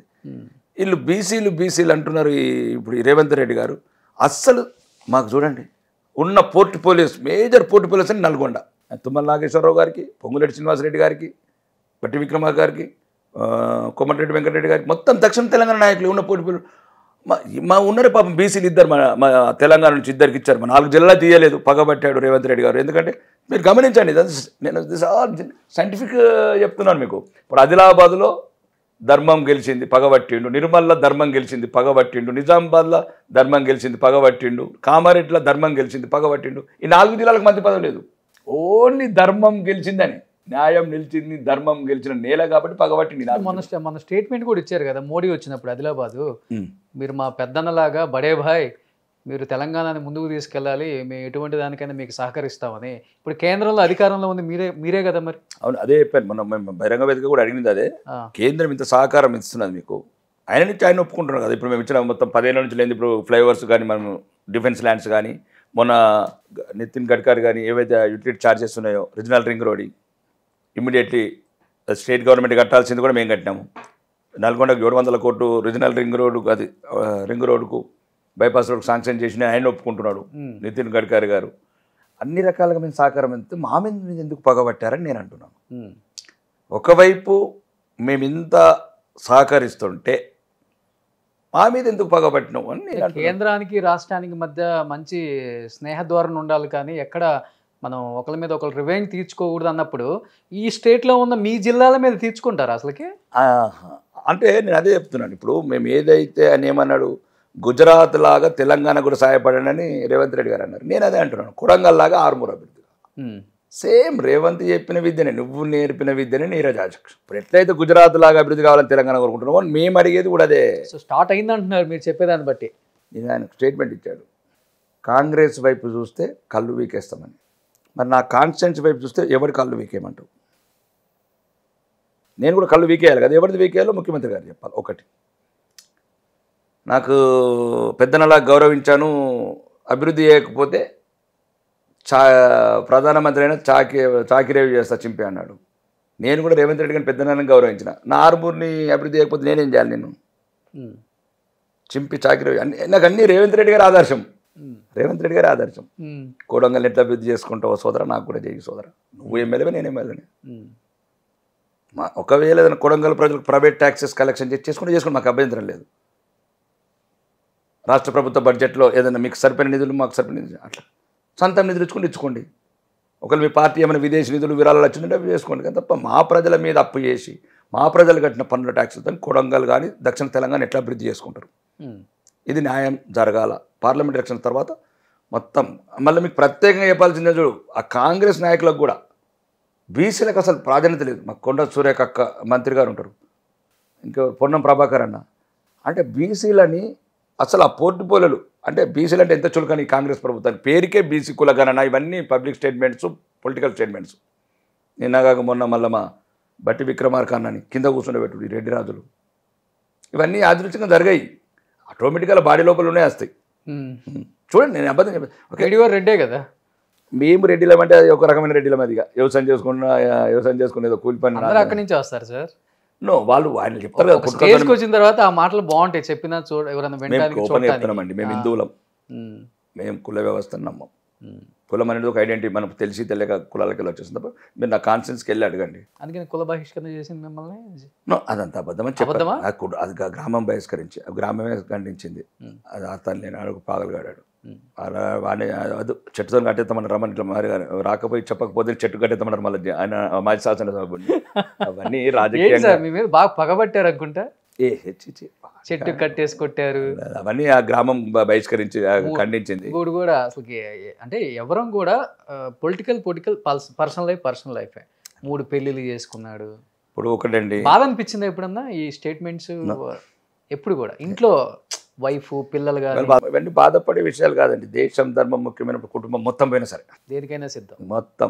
ఇప్పుడైతే ఉత్తర తెలంగాణ ముఖ్యం. ఫస్ట్ ముందు ఉత్తర తెలంగాణ న్యాయం జరగాల. ఈ రేవంత్ రెడ్డి ఈ దక్షిణ తెలంగాణ మంత్రులు ఉన్న రోజులు ఉత్తర తెలంగాణలో ప్రజలకు న్యాయం జరగదు. నేను కావాలంటే మొత్తం మీకు ఆధారాలతో సహా చూపిస్తాను. ఎందుకంటే ఎందుకో పగబట్టిండ్రు వీళ్ళు. ఎందుకంటే పోరాటానికి సిద్ధంగా ఉన్నారు. చావడానికి సిద్ధమంటే పోరాటం ఏంటండి? చావడానికి సిద్ధపడి ఉన్నాను. ఓకే, నా ప్రజల గురించి నా ఉత్తర తెలంగాణ చావడానికి సిద్ధం. మేమేమంటాం, ప్రత్యేక రాష్ట్రం కావాలంటేనేమో మీరేం కొండబోతున్నారు మాకు కావాలంటున్నాం. ఆఖరిగా కొండ సురేఖ గారికి, పొన్నం ప్రభాకర్ గారికి బీసీలే నాకంత ఎందుకు రూపాయి పనికిరా అంటే మీరేమో అన్నీ భారీ పరిశ్రమలు మీకే, R&Bలు మీకే, వ్యవసాయ శాఖలు మీకే, హోం శాఖలు మీకే, మున్సిపల్ శాఖలు మీకే. అంటే రూపాయి ఆదాయం అంటే అసలు ఆ శాఖలు నడపడం పెద్ద కష్టం. అది ఏం లేదు, డీజిల్కి పైసలు లేవు, టైర్లకు పైసలు లేవు. ఇక మా కొండ సూరకక్కకి ఇచ్చింది అది ఆమెకి ఇవ్వాల్సిన పోర్ట్ఫోలియో అనేది చెప్పండి. సీనియర్ మంత్రి రేవంత్ రెడ్డి గారు రాగానే ముఖ్యమంత్రి అయిండు. ఆమె సీనియర్ మంత్రి, ఒక బీసీ బిడ్డ, ఉత్తర తెలంగాణకి ఒక దశస్తంభం మా అక్క. ఆమెకి ఇవ్వాల్సిన పోర్ట్ఫోలియోనా? అంటే బీసీలు అంటే ఎంత కోపం ఇప్పుడున్న రేవంత్ రెడ్డి గారికి. పొన్నం ప్రభు గారికి ఇవ్వాల్సింది అదేనా? ఏంటి రేవంత్ రెడ్డి గారి మీద పగబట్టారు? రేవంత్ రెడ్డి గారు చెప్పేది ఒకటి, చేసేది ఒకటి. మళ్ళీ మా ప్రాంతాన్ని అల్లకల్లోలం చేద్దాం అనుకుంటున్నాడు, తీవ్రవాద ప్రభావితం చేద్దాం అనుకుంటున్నాడు, తీవ్రవాదం పెంచుదాం అనుకుంటున్నాడు, తీవ్రవాద ముసుగులో మా యువకులను చంపాలనుకుంటున్నారు. ఇక్కడ నాయకులు ఎక్కడైతే నిరాశ నిస్సురులకు నిరుద్యోగం తోడై అనాలోచిత చర్యలు తీసుకుని ఉంటారో ఇది ఎన్కౌంటర్ చేద్దామని చూస్తున్నారు ఈ ప్రభుత్వం. అంటే ఎందుకంటే అక్కడ ధర్మం గెలిచింది, బీజేపీని గెలిపించారు. కరీంనగర్ వాళ్ళు, నిజామాబాద్ వాళ్ళు, కామారెడ్డి వాళ్ళు ఈ ప్రాంతాలలో మంత్రులు ఉండకూడదు, ఈ ప్రాంతాలలో అభివృద్ధి ఉండకూడదు. కాబట్టి ప్రత్యేకంగా ఏదో ప్రణాళికలతో ఉన్నారు. దాన్ని పార్లమెంట్ ఎలక్షన్లో ప్రజలకు చెప్తాం. నేను చెప్పిన తప్పు అయితే చెప్పండి. ఇప్పుడు వ్యూవర్స్ ఎవరైతే ఉంటే తెలంగాణనే మోడీ కనుసైగల్లో ఉంటుంది అని చెప్తుంటారు. ఇగో ఒకటండి, అది భారత ప్రభుత్వం. దక్షిణాదిలో ముఖ్యంగా తెలంగాణ మీద కూడా ఆయన కన్ను ఉంది, ఆయన కనుసైగల్లో నడుస్తుంది. 30 రాష్ట్రాలు 142 కోట్ల ప్రజలు ఒకటేనండి. మీరు అంతా గమనించాల్సింది, ముస్లిం సోదరులు కూడా ఒకటి గమనించాల్సింది ఏంటంటే, మీరు ఎక్కువ ద్వేషించకండి దేశాన్ని, ధర్మాన్ని, మా నాయకుడిని. ఎందుకంటే మా నాయకుడిని సౌదీ రాజు కౌగులించుకుంటున్నాడు. ఎంత గౌరవం ఇస్తున్నారు సౌదీ ప్రజలు కావచ్చు, ఖతార్ ప్రజలు కావచ్చు, దుబాయ్ ప్రజలు కావచ్చు. అంటే వాళ్ళకి అర్థమైంది, మీకు అర్థం కాకపోతే ఎట్లా? మీ నాయకులను ఫస్ట్ మీ మోసపూరిత నాయకులను నమ్మకండి. ఖతార్ రాజును స్ఫూర్తిగా తీసుకోండి, దుబాయ్ రాజుని, అబుదాబి రాజును స్ఫూర్తిగా తీసుకోండి, సౌదీ రాజును స్ఫూర్తిగా తీసుకోండి. అంటే ఒక ప్రపంచ నాయకుడు గౌరవించి ఈరోజు ఆ దేశంతో ఎంత సన్నిహితంగా, అంటే దేవాలయాలనే కడుతున్న దేశాలు అవి ముస్లిం దేశాలు. మీరు ఉన్న గుళ్ళం కూల కొడుతున్నారు ఈ ప్రాంతంలో. ఈ ప్రాంతంలో పుట్టి ఇక్కడ గౌరవం మెజారిటీ మతస్థులమైన మమ్మల్ని గౌరవించకుండా మా గుళ్ళం కూల కొడుతున్నారు. మా ఆడబిడ్డలని ఆరాచకాలు అత్యాచారాలు చేస్తున్నారు. కాశ్మీర్ లాంటి చోట్ల మమ్మల్ని నిలగొడుతున్నారు. ఒక్కసారి మీ పక్కనున్న ముస్లిం దేశాల రాజులు ప్రవర్తించే ఆ ప్రవర్తన ఇక్కడున్న ముస్లిం నాయకులందరికీ దేశవ్యాప్తంగా గుణపాఠం కావాలని నేను కోరుకుంటున్నాను. అసలు ఏంటి సార్ మీ దినచర్య ఎలా ఉంటుంది? అంటే నేను చూసిన ఎమ్మెల్యేలలో మీ వేషధారణ, మీ వస్త్రధారణ అందరిని ఆకట్టుకుంటున్నాయి ఈ మధ్యకాలంలో.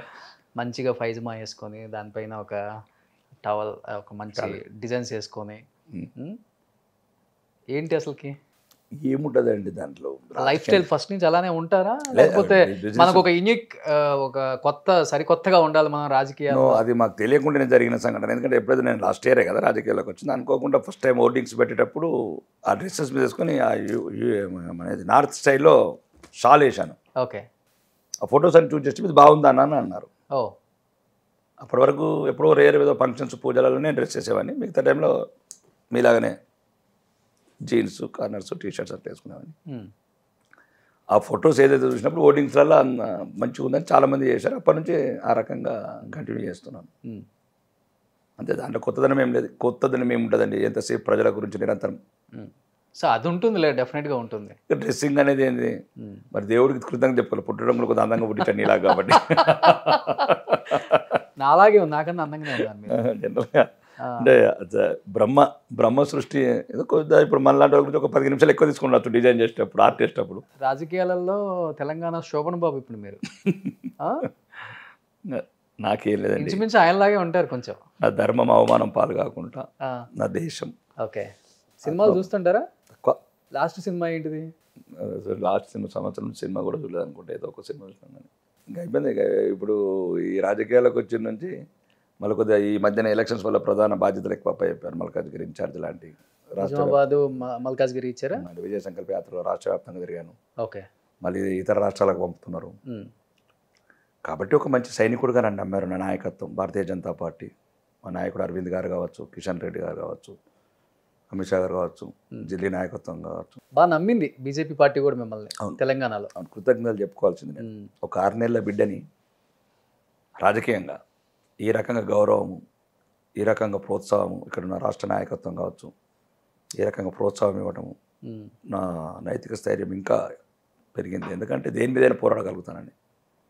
అటువంటి టైంలోనే ఇట్లాంటి ఆలోచనలు, అభివృద్ధి పథంలో మాత్రం 80% కాకపోను. ఏంటి సార్ మీ కుటుంబ నేపథ్యం ఏంటి అసలుకి? మామూలు వ్యవసాయదారు కుటుంబం అనుకోకుండా, చిన్న వయసులో అమ్మ చనిపోవటం, రకరకాలు ఉంటాయి కదా. తల్లి లేని బిడ్డకు తండ్రి కూడా లేకపోతే సమాజంలో ఉన్న అవమానాలు అవన్నీ ఎదుర్కొ, అంటే ఒక పూట తినడానికి కూడా ఇబ్బంది పడ్డ రోజులు కూడా ఉన్నాయని విన్నాను నేను. అంటే అలాంటిది ఈ స్థాయికి రావడం అనేది చాలా ఇన్స్పిరేషన్ చాలా మందికి.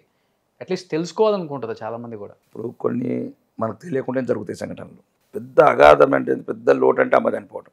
ఇంకా అది 1 year చనుబాలకు బదులు కన్నీళ్ళు తాగి పెరిగిన. ఇక అప్పటి నుంచి నా జీవితంలో పోరాటం.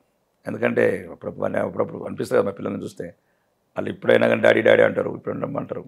అసలు నేను 1 yearకి ఎవరిని అడిగాను, పాలు అడిగితే అడిగాను, నీళ్ళైతే ఎవరిని అడిగాను అంటే ఏదో ఏడ్చి అట్లా అలసిపోయి పడుకునేవాడిని. ఆ టైంలో మాకేంటంటే కొద్దిగా మిగతా నాకు ఈ కుల పిచ్చి రాకపోవడానికి కారణం కూడా ఏంటంటే, ఇప్పుడు మా మామ సర్పంచ్ ఉండేవాడు. మా మామ అక్కడ ఎత్తుకొని కూర్చుండేది అక్కడ. అంటే మా ఇంటి ముందు నుంచి ఎవరన్నా మధ్యాహ్నం, మా పల్లెటూళ్ళలో ఏంటంటే పిల్లలకు పాలు ఇవ్వడానికి వస్తారు ఇంటికి, తోట పనులకు వెళ్ళి ఆ పనులకు వెళ్ళి. లేదు మా మామ ఇంటికి ఏదైనా పని గురించి వచ్చేవాళ్ళు, ఎస్సీ వాళ్ళు బీసీ వాళ్ళు ఎక్కువ మంది అక్కడ ఉండేవాళ్ళు వాళ్ళతో. కాబట్టి అందరు పాలు ఇచ్చేవాళ్ళు నాకు. అంటే పోతుంటే ఏడుస్తుంటాను కాబట్టి. అంటే అక్కడ పల్లెటూరులో ఉన్న ఒక రకమైన దాన్ని ఏం చెప్పాలా, దైవత్వం అనుకుంటాను అది. అంటే ఇక్కడ కన్న బిడ్డలకి పాలి అని పట్టణీకరణ ఒకవైపు, ఎవరి బిడ్డ అయినా మా బిడ్డ ఏడితే చాలనుకున్న వాళ్ళు ఒకవైపు. కాబట్టి అలా అలా పెరగడం, జీవనోపాధి గురించి విదేశాలకు వెళ్ళడం, గల్ఫ్ కంట్రీస్కు చదువుకున్న తెలుగు మీడియం చదువులు కావచ్చు. ఏం చదువుకున్నారు? నేను ఇంటర్ చదువుకున్నాను అంతే. అక్కడ విదేశాలకు వెళ్ళినప్పుడు అక్కడ స్కిల్డ్ వర్కర్స్కు కానీ క్వాలిఫికేషన్స్ నీడ్స్ ఇట్లాంటివన్నీ ఉన్నప్పుడు ఇంకా తప్పదు కదా, ఏదో ఒక హెల్పర్ జాబ్ చేయటము. హెల్పర్ అంటే ఏమిటంటే, అంటే ఇప్పుడు దాకా మీ వాయిస్ వేరుగా ఉంది, ఒక్కసారి మీ రియల్ లైఫ్ స్టోరీ అనగానే వాయిస్ కూడా కొంచెం చెమ్మగిస్తుంది సార్. అంటే ఎన్ని బాధలు ఉన్నాయో దాని వెనక అర్థమవుతుంది మాకు. ఇక ఏదో ఒక రకంగా మనం చేయటము, కష్టాలు పడటము, ఆ బాధలు ఎదుర్కొంటూ ఎవరు జాబ్ చేసాం కొన్ని రోజులు. ఇక తర్వాత అక్కడున్న సమాజాన్ని, ప్రపంచాన్ని చూసి వ్యాపారం రంగంలో దిగడము, అంచెలంచెలుగా ఎదగడము, దాంతోపాటు నాతో పాటు నాకు సంబంధించిన వాళ్ళకి సహాయం చేయడము, ఒక రకమైన పోతున్నప్పుడు ఈ రకంగా కసితోనే పెరిగాయి ఎందుకు ఇప్పటి కూడా కసి. ఇప్పటికి కూడా లైఫ్ అంటే ఇప్పుడు డబ్బు మీద కసి లేదు ఇక. ఆ డబ్బు కూడా ఈ రకంగా ఈ సౌకర్యవంతంగా బతకడానికి కారణం ఏంటంటే సమాజం వల్ల మేము ఎదుర్కొన్న సమస్య. అంటే దగ్గర బంధువులైనా మాట్లాడకపోవడం, ఎవ్వరు దరి చేరనీయకపోవడము, గౌరవం ఇవ్వకపోవడము. అంటే డబ్బు ఉంటేనే గౌరవిస్తుంది సమాజం అనేది ఒక మరి అట్లా వెలునుకుపోయింది మనసులో. సో ఇలా కావాల్సిన డబ్బులు అంటే ఏదో ఒక రకమైన సమాజంలో డబ్బు సంపాదించాలన్నప్పుడు డబ్బు సంపాదించాం. అది కూడా న్యాయబద్ధంగా ధర్మబద్ధంగా సంపాదించాం, అన్ని రకాల ట్యాక్సులు కట్టుకుంటాం. బట్ ఈరోజు రాకేష్ రెడ్డి గారి ప్రాపర్టీస్ అంటే కొన్ని వేల కోట్లు అంటుంటారు. అది నోటికి వచ్చినట్లా ఉంటారు. అవి వేల కోట్లు ఉంటే బాగా ఎలక్షన్ కమిషన్లు ఇచ్చినాం కదా అన్ని.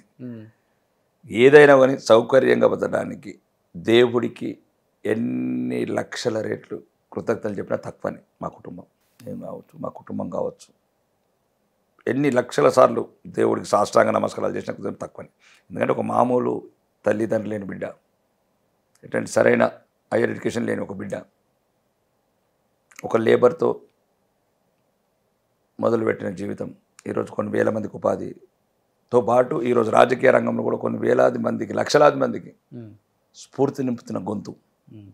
ఈ గొంతు దేనివల్ల వచ్చింది, దేనివల్ల పెగులుతున్నది అంటే ఈ గొంతు సమాజం ఇష్టపడుతున్నది 200%. అంటే ఈ గొంతు అంటే ఇక నేను ఏమనుకుంటా, మళ్ళీ ఈ ప్రజల రుణం కూడా తీసుకోవాలా.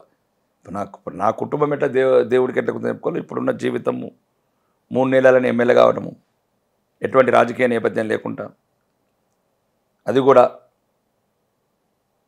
ధర్మం మీద దాడి ఒకవైపు, అసత్య ప్రచారం ఒకవైపు జరుగుతుంటే కాంగ్రెస్ అధికారంలోకి వస్తుందని మైనారిటీలంతా ఒకటై ఈ హిందువులకు సంబంధించిన పార్టీని బతకనియద్దని అందరు కక్ష కట్టిన టైంలో అంటే ప్రత్యేకంగా పగబట్టారు కదా.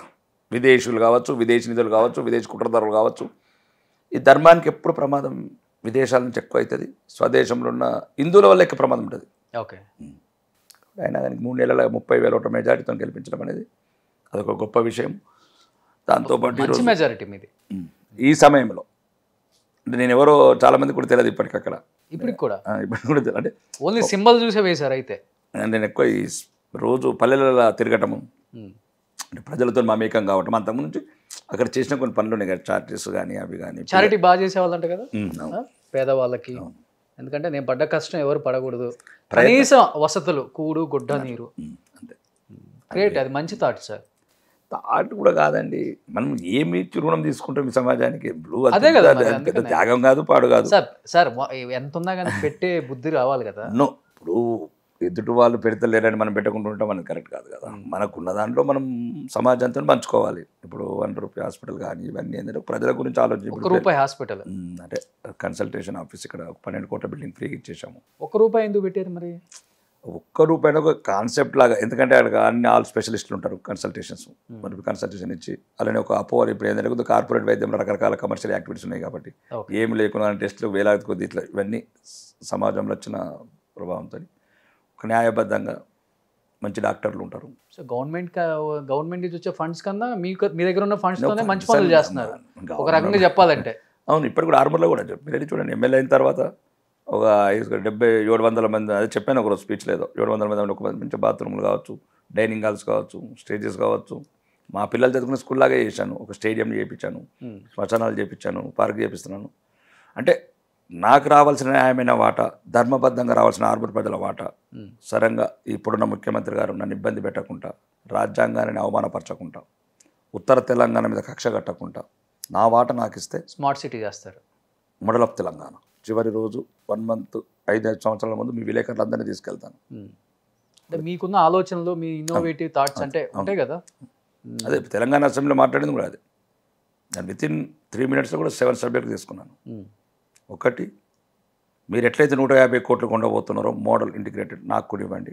2000 మంది అమ్మాయిలు హాస్టలల్లో మురికి గుంటల పక్కన కనీస వసతులు లేకుండా అద్దె కొంపలల్లో ఒక్క రూమ్లో 40 మంది పిల్లలు, అందులోనే క్లాసెస్, అందులోనే రూము, అందులోనే పడుకోవడం అని నేను వీడియో పెట్టి కూడా పంపించాను రేవంత్ రెడ్డి గారికి. రెండోది, ఎస్సీ పిల్లల హాస్టళ్ళు కూలిపోయే దశలు ఉన్నాయి, పట్టించుకునే వాళ్ళు లేడు.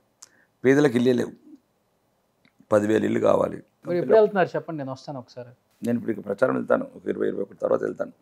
మొత్తం చూద్దాం. అసలు ఇంతవరకు ఇల్లు లేవు, స్పెషల్ ఎకనామిక్ జోన్లో ఒక ఇండస్ట్రీ లేదు 10 ఏళ్ళ నుంచి. ఆ రోజు అసెంబ్లీ కూడా చెప్పాను, ప్రతి ఒక్కరూ 40,000 కోట్లు తెచ్చాము దావోస్ నుంచి అని ముఖ్యమంత్రి గారు ప్రకటన చేయడం కాదు. నేను 20 సంవత్సరాల నుంచి గమనిస్తున్నాను, ప్రతి ముఖ్యమంత్రి వెళ్ళటము, నిధులు తెచ్చినామని చెప్పడము, ఆ నిధులు ఎక్కడికి వచ్చినాయో చెప్పరు, ఎక్కడ ఇండస్ట్రీస్ పెట్టారో చెప్పరు. ఎవడు వచ్చినా కానీ అవుటర్ రింగ్ రోడ్ చుట్టే భూములు కావాలంటాడు గవర్నమెంట్. మళ్ళీ ఉన్న వాళ్ళే దోసుకోవడం ఈ భూములు, విలువైన భూములు. వీళ్ళ భూములు ఎక్కడున్నాయి, రాజకీయ నాయకుల భూములు ఎక్కడున్నాయి, అక్కడ ఇండస్ట్రీస్ రావడము. ఇదొక మాఫియా లాగా తయారైంది. రాజకీయం కూడా ఒక మాఫియా లాగా తయారైంది. ఈ రాజకీయ నాయకులంతా భూములు కొనుక్కోవడం, ఆ భూముల పక్కనే ఇన్ఫోసిస్ క్యాంపస్లు రావడం. అందుకే సార్ చెప్పింది పాలిటిక్స్. నో, పాలిటిక్స్తో కాదు. మీరు ఒకసారి ప్రధానమంత్రి నరేంద్ర మోదీ గారు చూడండి, 10 సంవత్సరాలు ఒక చిన్న అవినీతి మచ్చ. అది కాదండి, బీజేపీ దేశాన్ని కాపాడుతుంది, ధర్మాన్ని కాపాడుతుంది. వీళ్ళంతా ఒక డిఫరెంట్ మాఫియా టైపు. నేను అనేది నేను ఓపెన్గా చెప్తున్నాను, మనం అసెంబ్లీ చెప్పండి. ఎవడు అడిగినా ఫ్యాబ్ సీట్ పక్కన ల్యాండ్ అడుగుతాడు, అవుటర్ రింగ్. నేను అన్నాను ఓకే, దెన్ నేనేమన్నాను, ఒక 25% జిల్లాలకు ఇవ్వండి. జిల్లాలు నా జిల్లా అనేది నేను ఆ రోజు నా స్పీచ్లో చెప్పాను. వెనుకబడ్డ ఖమ్మం ప్రాంతం కావచ్చు, గోండు తండాలు, లంబాడి తండాలు ఉన్న ఆదిలాబాద్ కావచ్చు, ఇవ్వండి. ఇప్పుడు ఇక్కడ 40,000 కోట్లు తెచ్చినప్పుడు దాంట్లోకి ఒక ఎంత అవుతుంది, 10,000 కోట్లు అవుతుంది. ఆ 10,000 కోట్ల నుంచి జిల్లాకు 2,000 కోట్లు ఇవ్వండి. ఏదో ఒక ఇండస్ట్రీ వస్తాయి కదా, కుటీర పరిశ్రమలు. అక్కడ ఉన్న పిల్లలు మత్తుకు లోనవుతున్నారు. కాబట్టి ఇవన్నీ కొద్దిగా రాజకీయ నాయకులకు అవగాహన ఉండాలి. సో కంప్లీట్గా పాలిటిక్స్కే టైం కేటాయిస్తున్నారు, మీ గొంతుకు వినిపిస్తున్నారు, న్యాయం కోసం ధర్మం కోసం పోరాడుతూ ఉన్నారు రాకేష్ రెడ్డి గారు. మరి బిఫోర్ ఏమో సక్సెస్ఫుల్ బిజినెస్ మ్యాన్, టైం కుదురుతుందా బిజినెస్లో ఇవన్నీ చూసుకోవడానికి? బిజినెస్ మ్యాక్సిమం తగ్గించామండి, ఇంకా ఫ్యామిలీ చూసుకుంటుంది సగము. మ్యాక్సిమం ఇప్పుడు నేను ఏదైతే యాక్టివిటీస్ ఇన్వాల్వ్మెంట్ ఉన్నదో అవన్నీ తగ్గించేసాం. ఎందుకంటే ఎర్రచందనం అంటేనే రాకేష్ రెడ్డి అంటేనే ఎర్రచందనం, ఆ పేరైతే పడిపోయింది.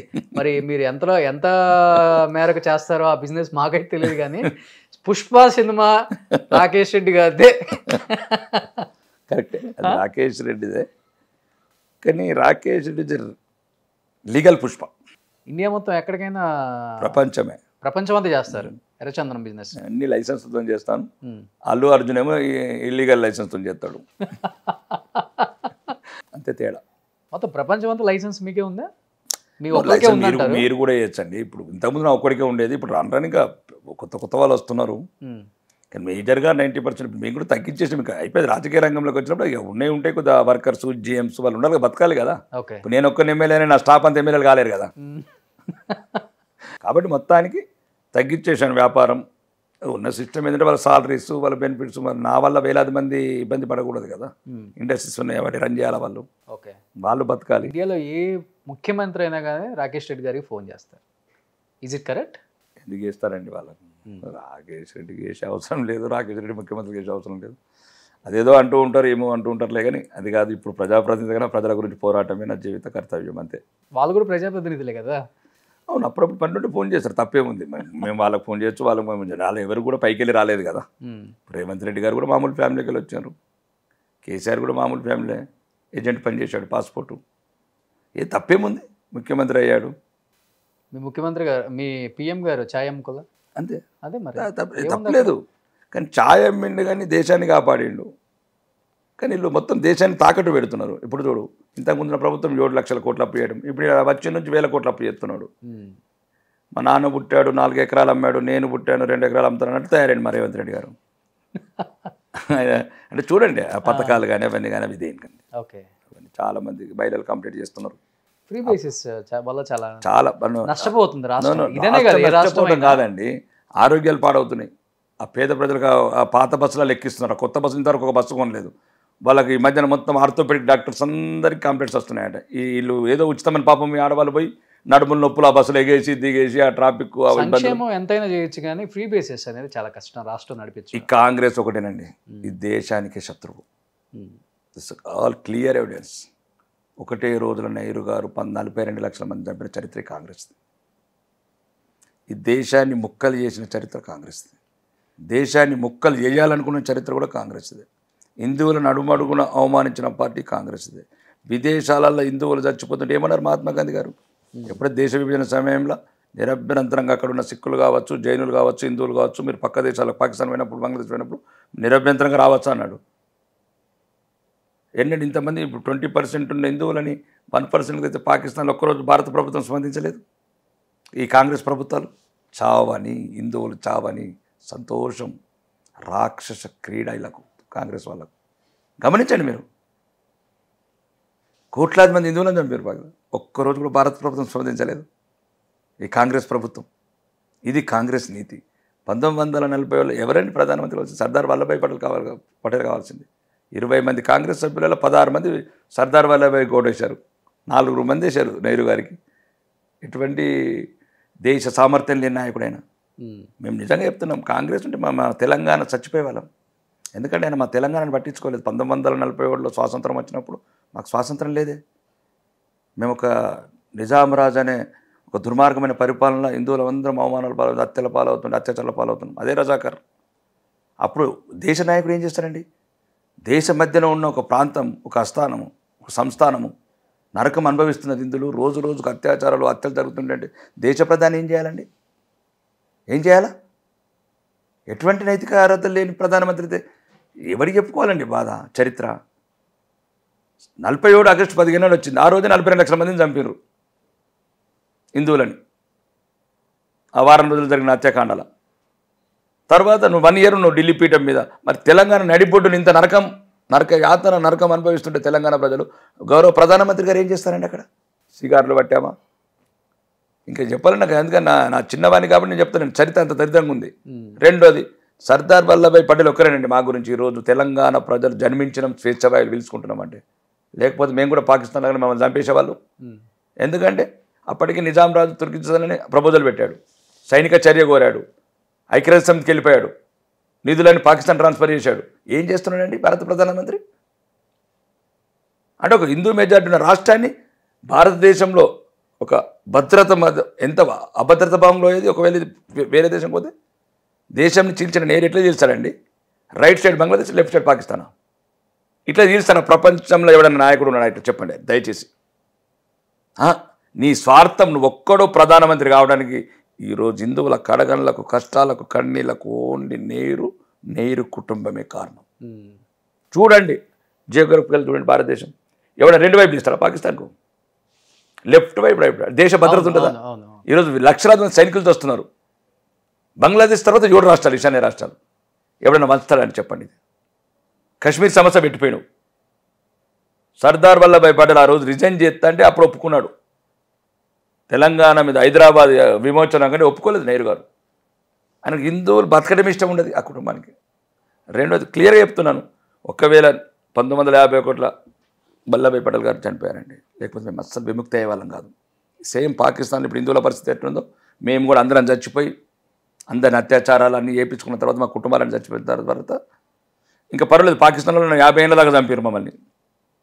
ఆ కాసిం రాజు ఉంటే ఒక 2 ఏళ్ళు చంపేస్తుండే మా అమ్మల్ని. మేము పుట్టకపోయే వాళ్ళం కాదు. నిన్న కూడా స్టేజ్ మీద అన్నాను, ఒకవేళ సర్దార్ వల్లభాయ్ పటేల్ ఉంటే మేము పుట్టేవాళ్ళం కావచ్చు, పుట్టకపోయేవాళ్ళం. అందుకని సర్దార్ వల్లభాయ్ పటేల్ లేకపోతే మేము తెలంగాణ పుట్టేవాళ్ళం కావచ్చు. ఎందుకంటే అప్పుడు సర్దార్ వల్లభాయ్ పటేల్ 1 ఇయర్లో మమ్మల్ని చేశాడు, మమ్మల్ని కూర్చున్నాను. నెహ్రూ గారు ఉన్నారు 1961 వరకు, మళ్ళీ గోవాని ముట్టుకోలే. గోవా మళ్ళీ 15 ఏళ్ళు అట్లనే ఉంది. అంటే ఎటువంటి నైతిక విలువలు అర్హతలు లేని నాయకుడు ఆయన. దేశం అంటే మా బాధ. ఎందుకంటే ఏం చెప్తున్నాను, చరిత్ర చెప్తున్నాను నేను, అంటే జరిగిన చరిత్ర నేనేం చేయలేను. కాబట్టి ఈరోజు అదే అరాచకము.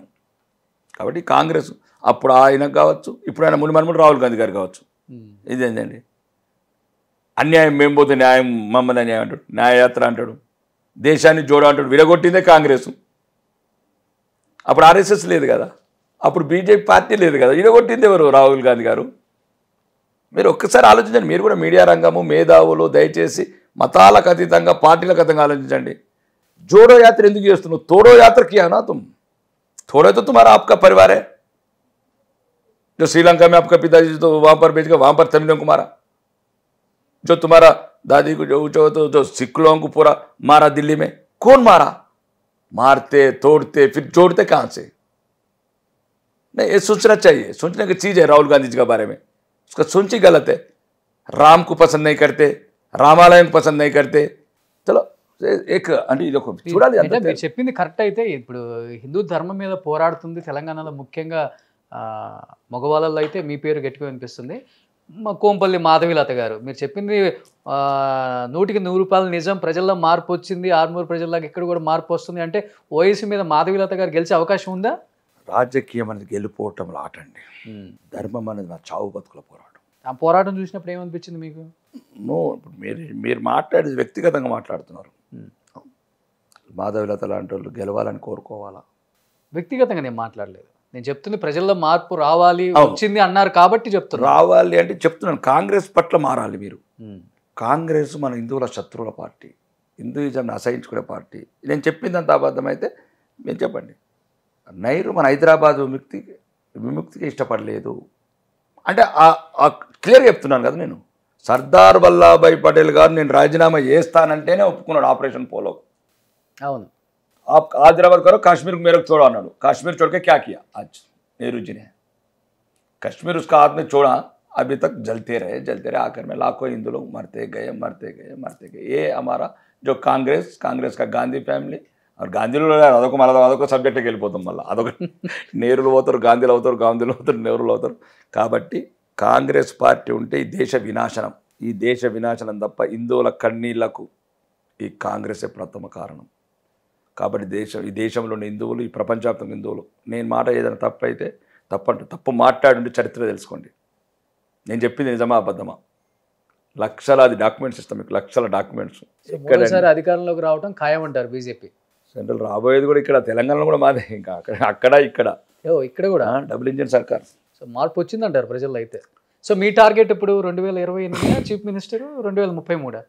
నేను కాదు, మన నిజామాబాద్ జిల్లా వాళ్ళం. అంటే మీరు కూడా ఉన్నారు కదా లిస్ట్లో? నేను కార్యకర్తగా ఉంటాను.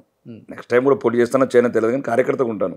ఓకే, నేను పార్టీకి చెప్పాను ఏంటంటే నాకు నెక్స్ట్ టైం బీపా మీకు పర్లేదు, నాకు రాష్ట్ర వ్యాప్తంగా తిరిగి నా ప్రజల్ని మేల్కొల్పే బాధ్యత ఇవ్వమన్నాను. ఏదో ఒకటి పోస్ట్ ఒక కార్యకర్త తిరుగుతాడు, నా జాతిని మేల్కొల్పాలి. ఏదైతే కాంగ్రెస్ అరాచకాలు చేసిందో, హిందువుల పట్ల ఇంత అమానుషంగా ప్రవర్తించింది, మీకు తెలియదని చెప్తే ఏడుస్తారు మీరు. మీరు రాజకీయాల్లోకి వచ్చిన తర్వాత వాళ్ళు వీళ్ళు అవుతారు, వీళ్ళు వాళ్ళు అవుతారు అంటే మీరు వచ్చిన 3 నెలలకి అయిపోయారు.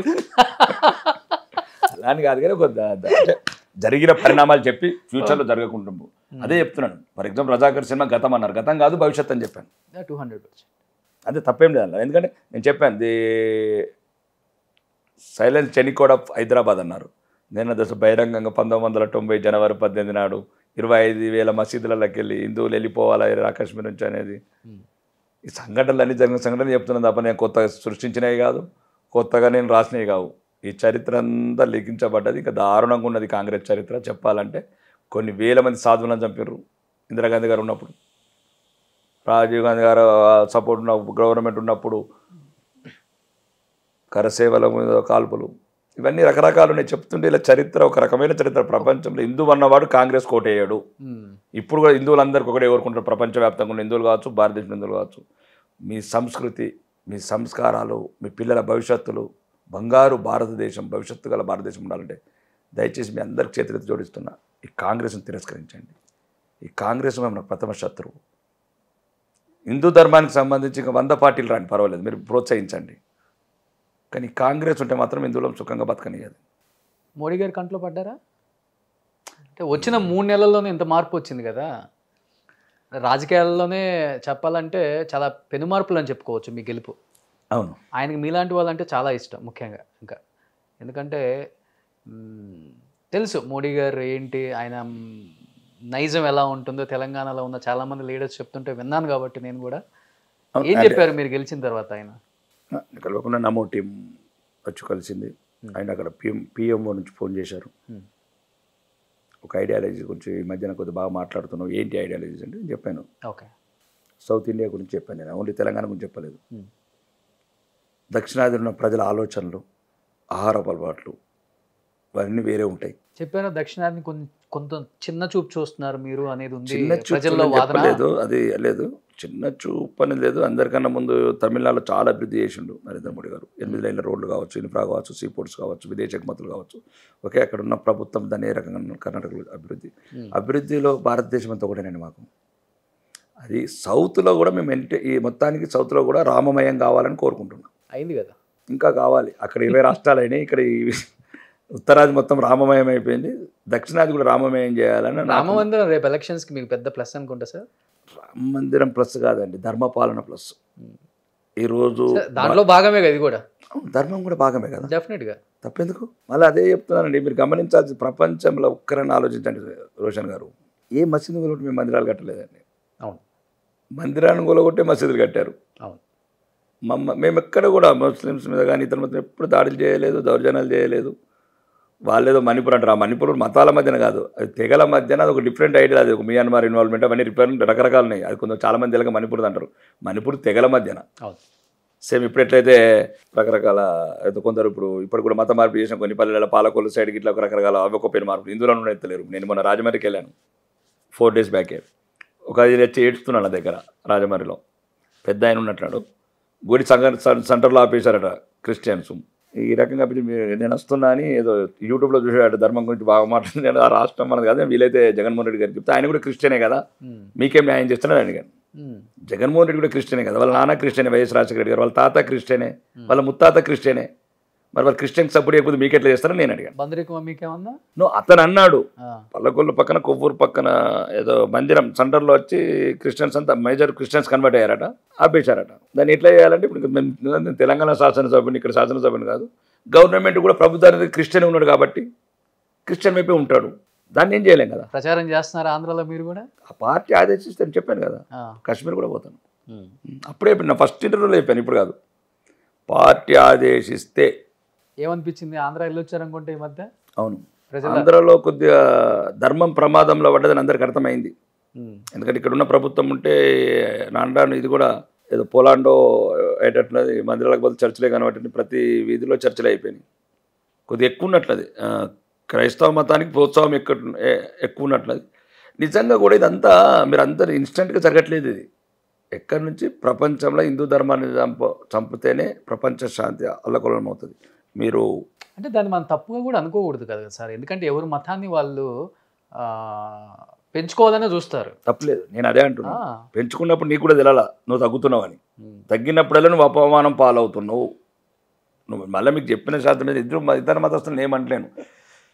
రక్షణ శాఖ మాజీ కార్యదర్శి పేరు చెప్తాను ఫోన్లో, అమెరికా రక్షణ శాఖ సెక్రటరీ, భారతదేశం దృఢంగా ఉంటేనే ప్రపంచం ప్రశాంతంగా ఉంటుంది అన్నాడు. మీరు గమనించాల్సి, ఒక వీర నరేంద్ర మోడీ గారి నాయకత్వం ఈరోజు లేకపోతే 3వ ప్రపంచ యుద్ధం వచ్చేది. మీరు భారతదేశం గురించి ఆలోచిస్తున్నారు. ఆయన చేసిన దౌత్యం ప్రపంచంలో ఎవరు చేయలేదు ఇప్పటివరకు.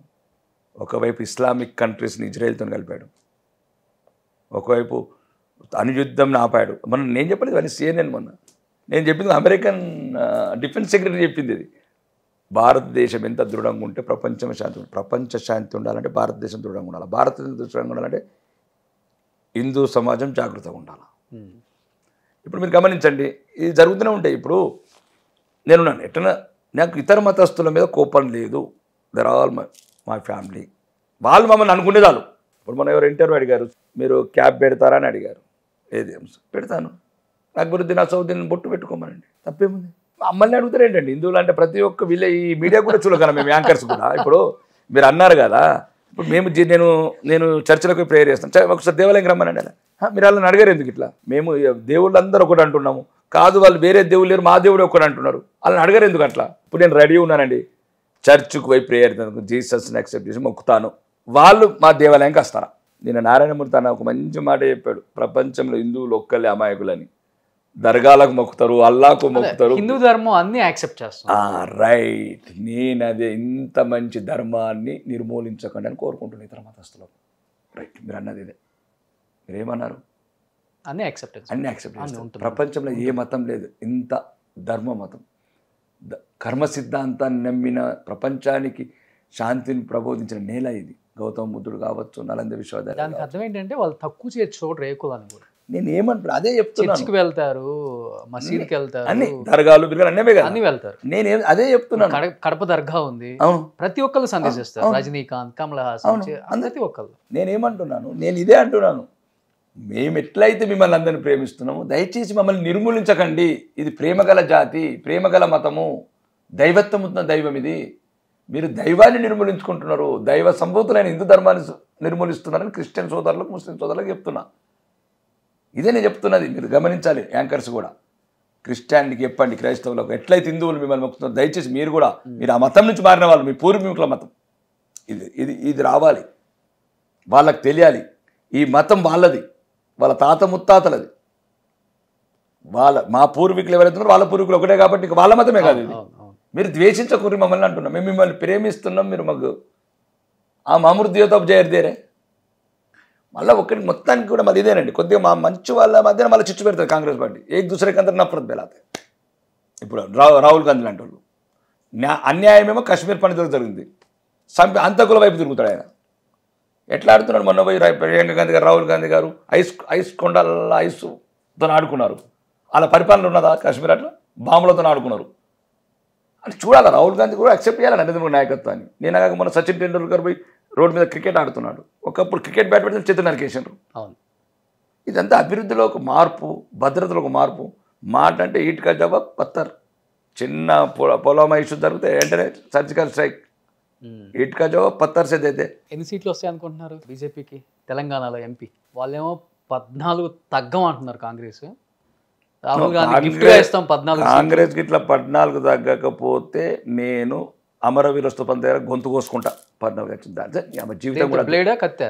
ఏ కత్తి చేతి లేదు. బ్లేడ్ ఆల్రెడీ బండ్లుగానే. రాకేష్ రెడ్డి మాట చెప్పాడంటే ఏమనుకుంటే, ఇప్పుడు హిందువులంతా జాగృతమైనరు, మోసం చేయకుండ్రి, ఆ ముస్లింలను రెచ్చగొట్టకుండ్రి, లేకపోతే ముస్లిం లీగ్ అని పార్టీ పేరు మార్చుకోండి. ఎన్ని సీట్లు వస్తాయి అనుకుంటారు మరి మీరు? ఎన్ని సీట్లు? డబుల్ డిజిట్ అనుకుంటున్నామండి. డబుల్ డిజిట్ గెలుస్తాం. మల్కాజ్గిరి గెలుస్తాం, నిజామాబాద్ గెలుస్తాం, కరీంనగర్ గెలుస్తాం, చేవల్ల గెలుస్తాం, మహబూబ్ నగర్ గెలుస్తాం. ఇంకోటి ఉంది మొత్తం మెదక్ ఛాన్సెస్, రఘునందన్ గెలుస్తాం. Bhuvanagiri expect double digit 100%. అంటే నేను 14 కాంగ్రెస్ అన్నదానికి అంటున్నాను. అంటే కాంగ్రెస్ 14 గెలుస్తామంటే ఇంక బతుకుందంగా ఎట్లా మమ్మల్ని చంపేస్తారా? చంపే ముందే చచ్చిపోతే అయిపోతుంది. వీళ్ళు ఎట్లన్నా చంపేస్తారు మమ్మల్ని హిందువుల్ని, అందుకోసం ముందే చచ్చిపోతే అయిపోతుంది కదా. పెద్ద జోగి చెప్పాలి నీకు ఇంక ఇదొకటి. నిన్న సిద్ధరామయ్య గారు ఒక స్టేట్మెంట్ ఇచ్చారు. అంటే నేను మళ్ళా జన్మల ముస్లిం, నేను కూడా అదే అనుకుంటున్నాను ఆయనలాగానే. అంటే సిద్ధరామయ్య గారు ఏమన్నారంటే, నేను మళ్ళా జన్మ ఉంటే ముస్లింగా ఉంటాను. నేను కూడా అదే అనుకుంటున్నాను. సిద్ధరామయ్య గారు, మీరు ఎట్లన్నా కాంగ్రెస్ వాళ్ళు మంచిగా ప్లానింగ్తో ఉన్నారు, హిందువులు మొత్తం చంపేద్దాం ఈ జన్మలని. ఎట్లనే కూడా ఉండనే ఉన్నాడు ఇక పాకిస్తాన్. మళ్ళీ పుట్టేది ముస్లింలో పుడతాం మేము. అంటే ఎంత సింపుల్గా పబ్లిక్ అర్థం కావట్లేదు హిందువులకు. నేను సిద్ధరామయ్య గారి స్లోగన్ చూసి ప్రపంచమంతా ఉన్న హిందువులందరూ కూడా దయచేసి, నిన్న సిద్ధరామయ్య గారు కర్ణాటక ముఖ్యమంత్రి ఏమన్నారంటే, మళ్ళీ జన్మంలో ముస్లింగానే పుడతానని అంటున్నాడు. అంటే దీని అర్థం క్లియర్గా డిక్లేర్ చేసినారు కాంగ్రెస్.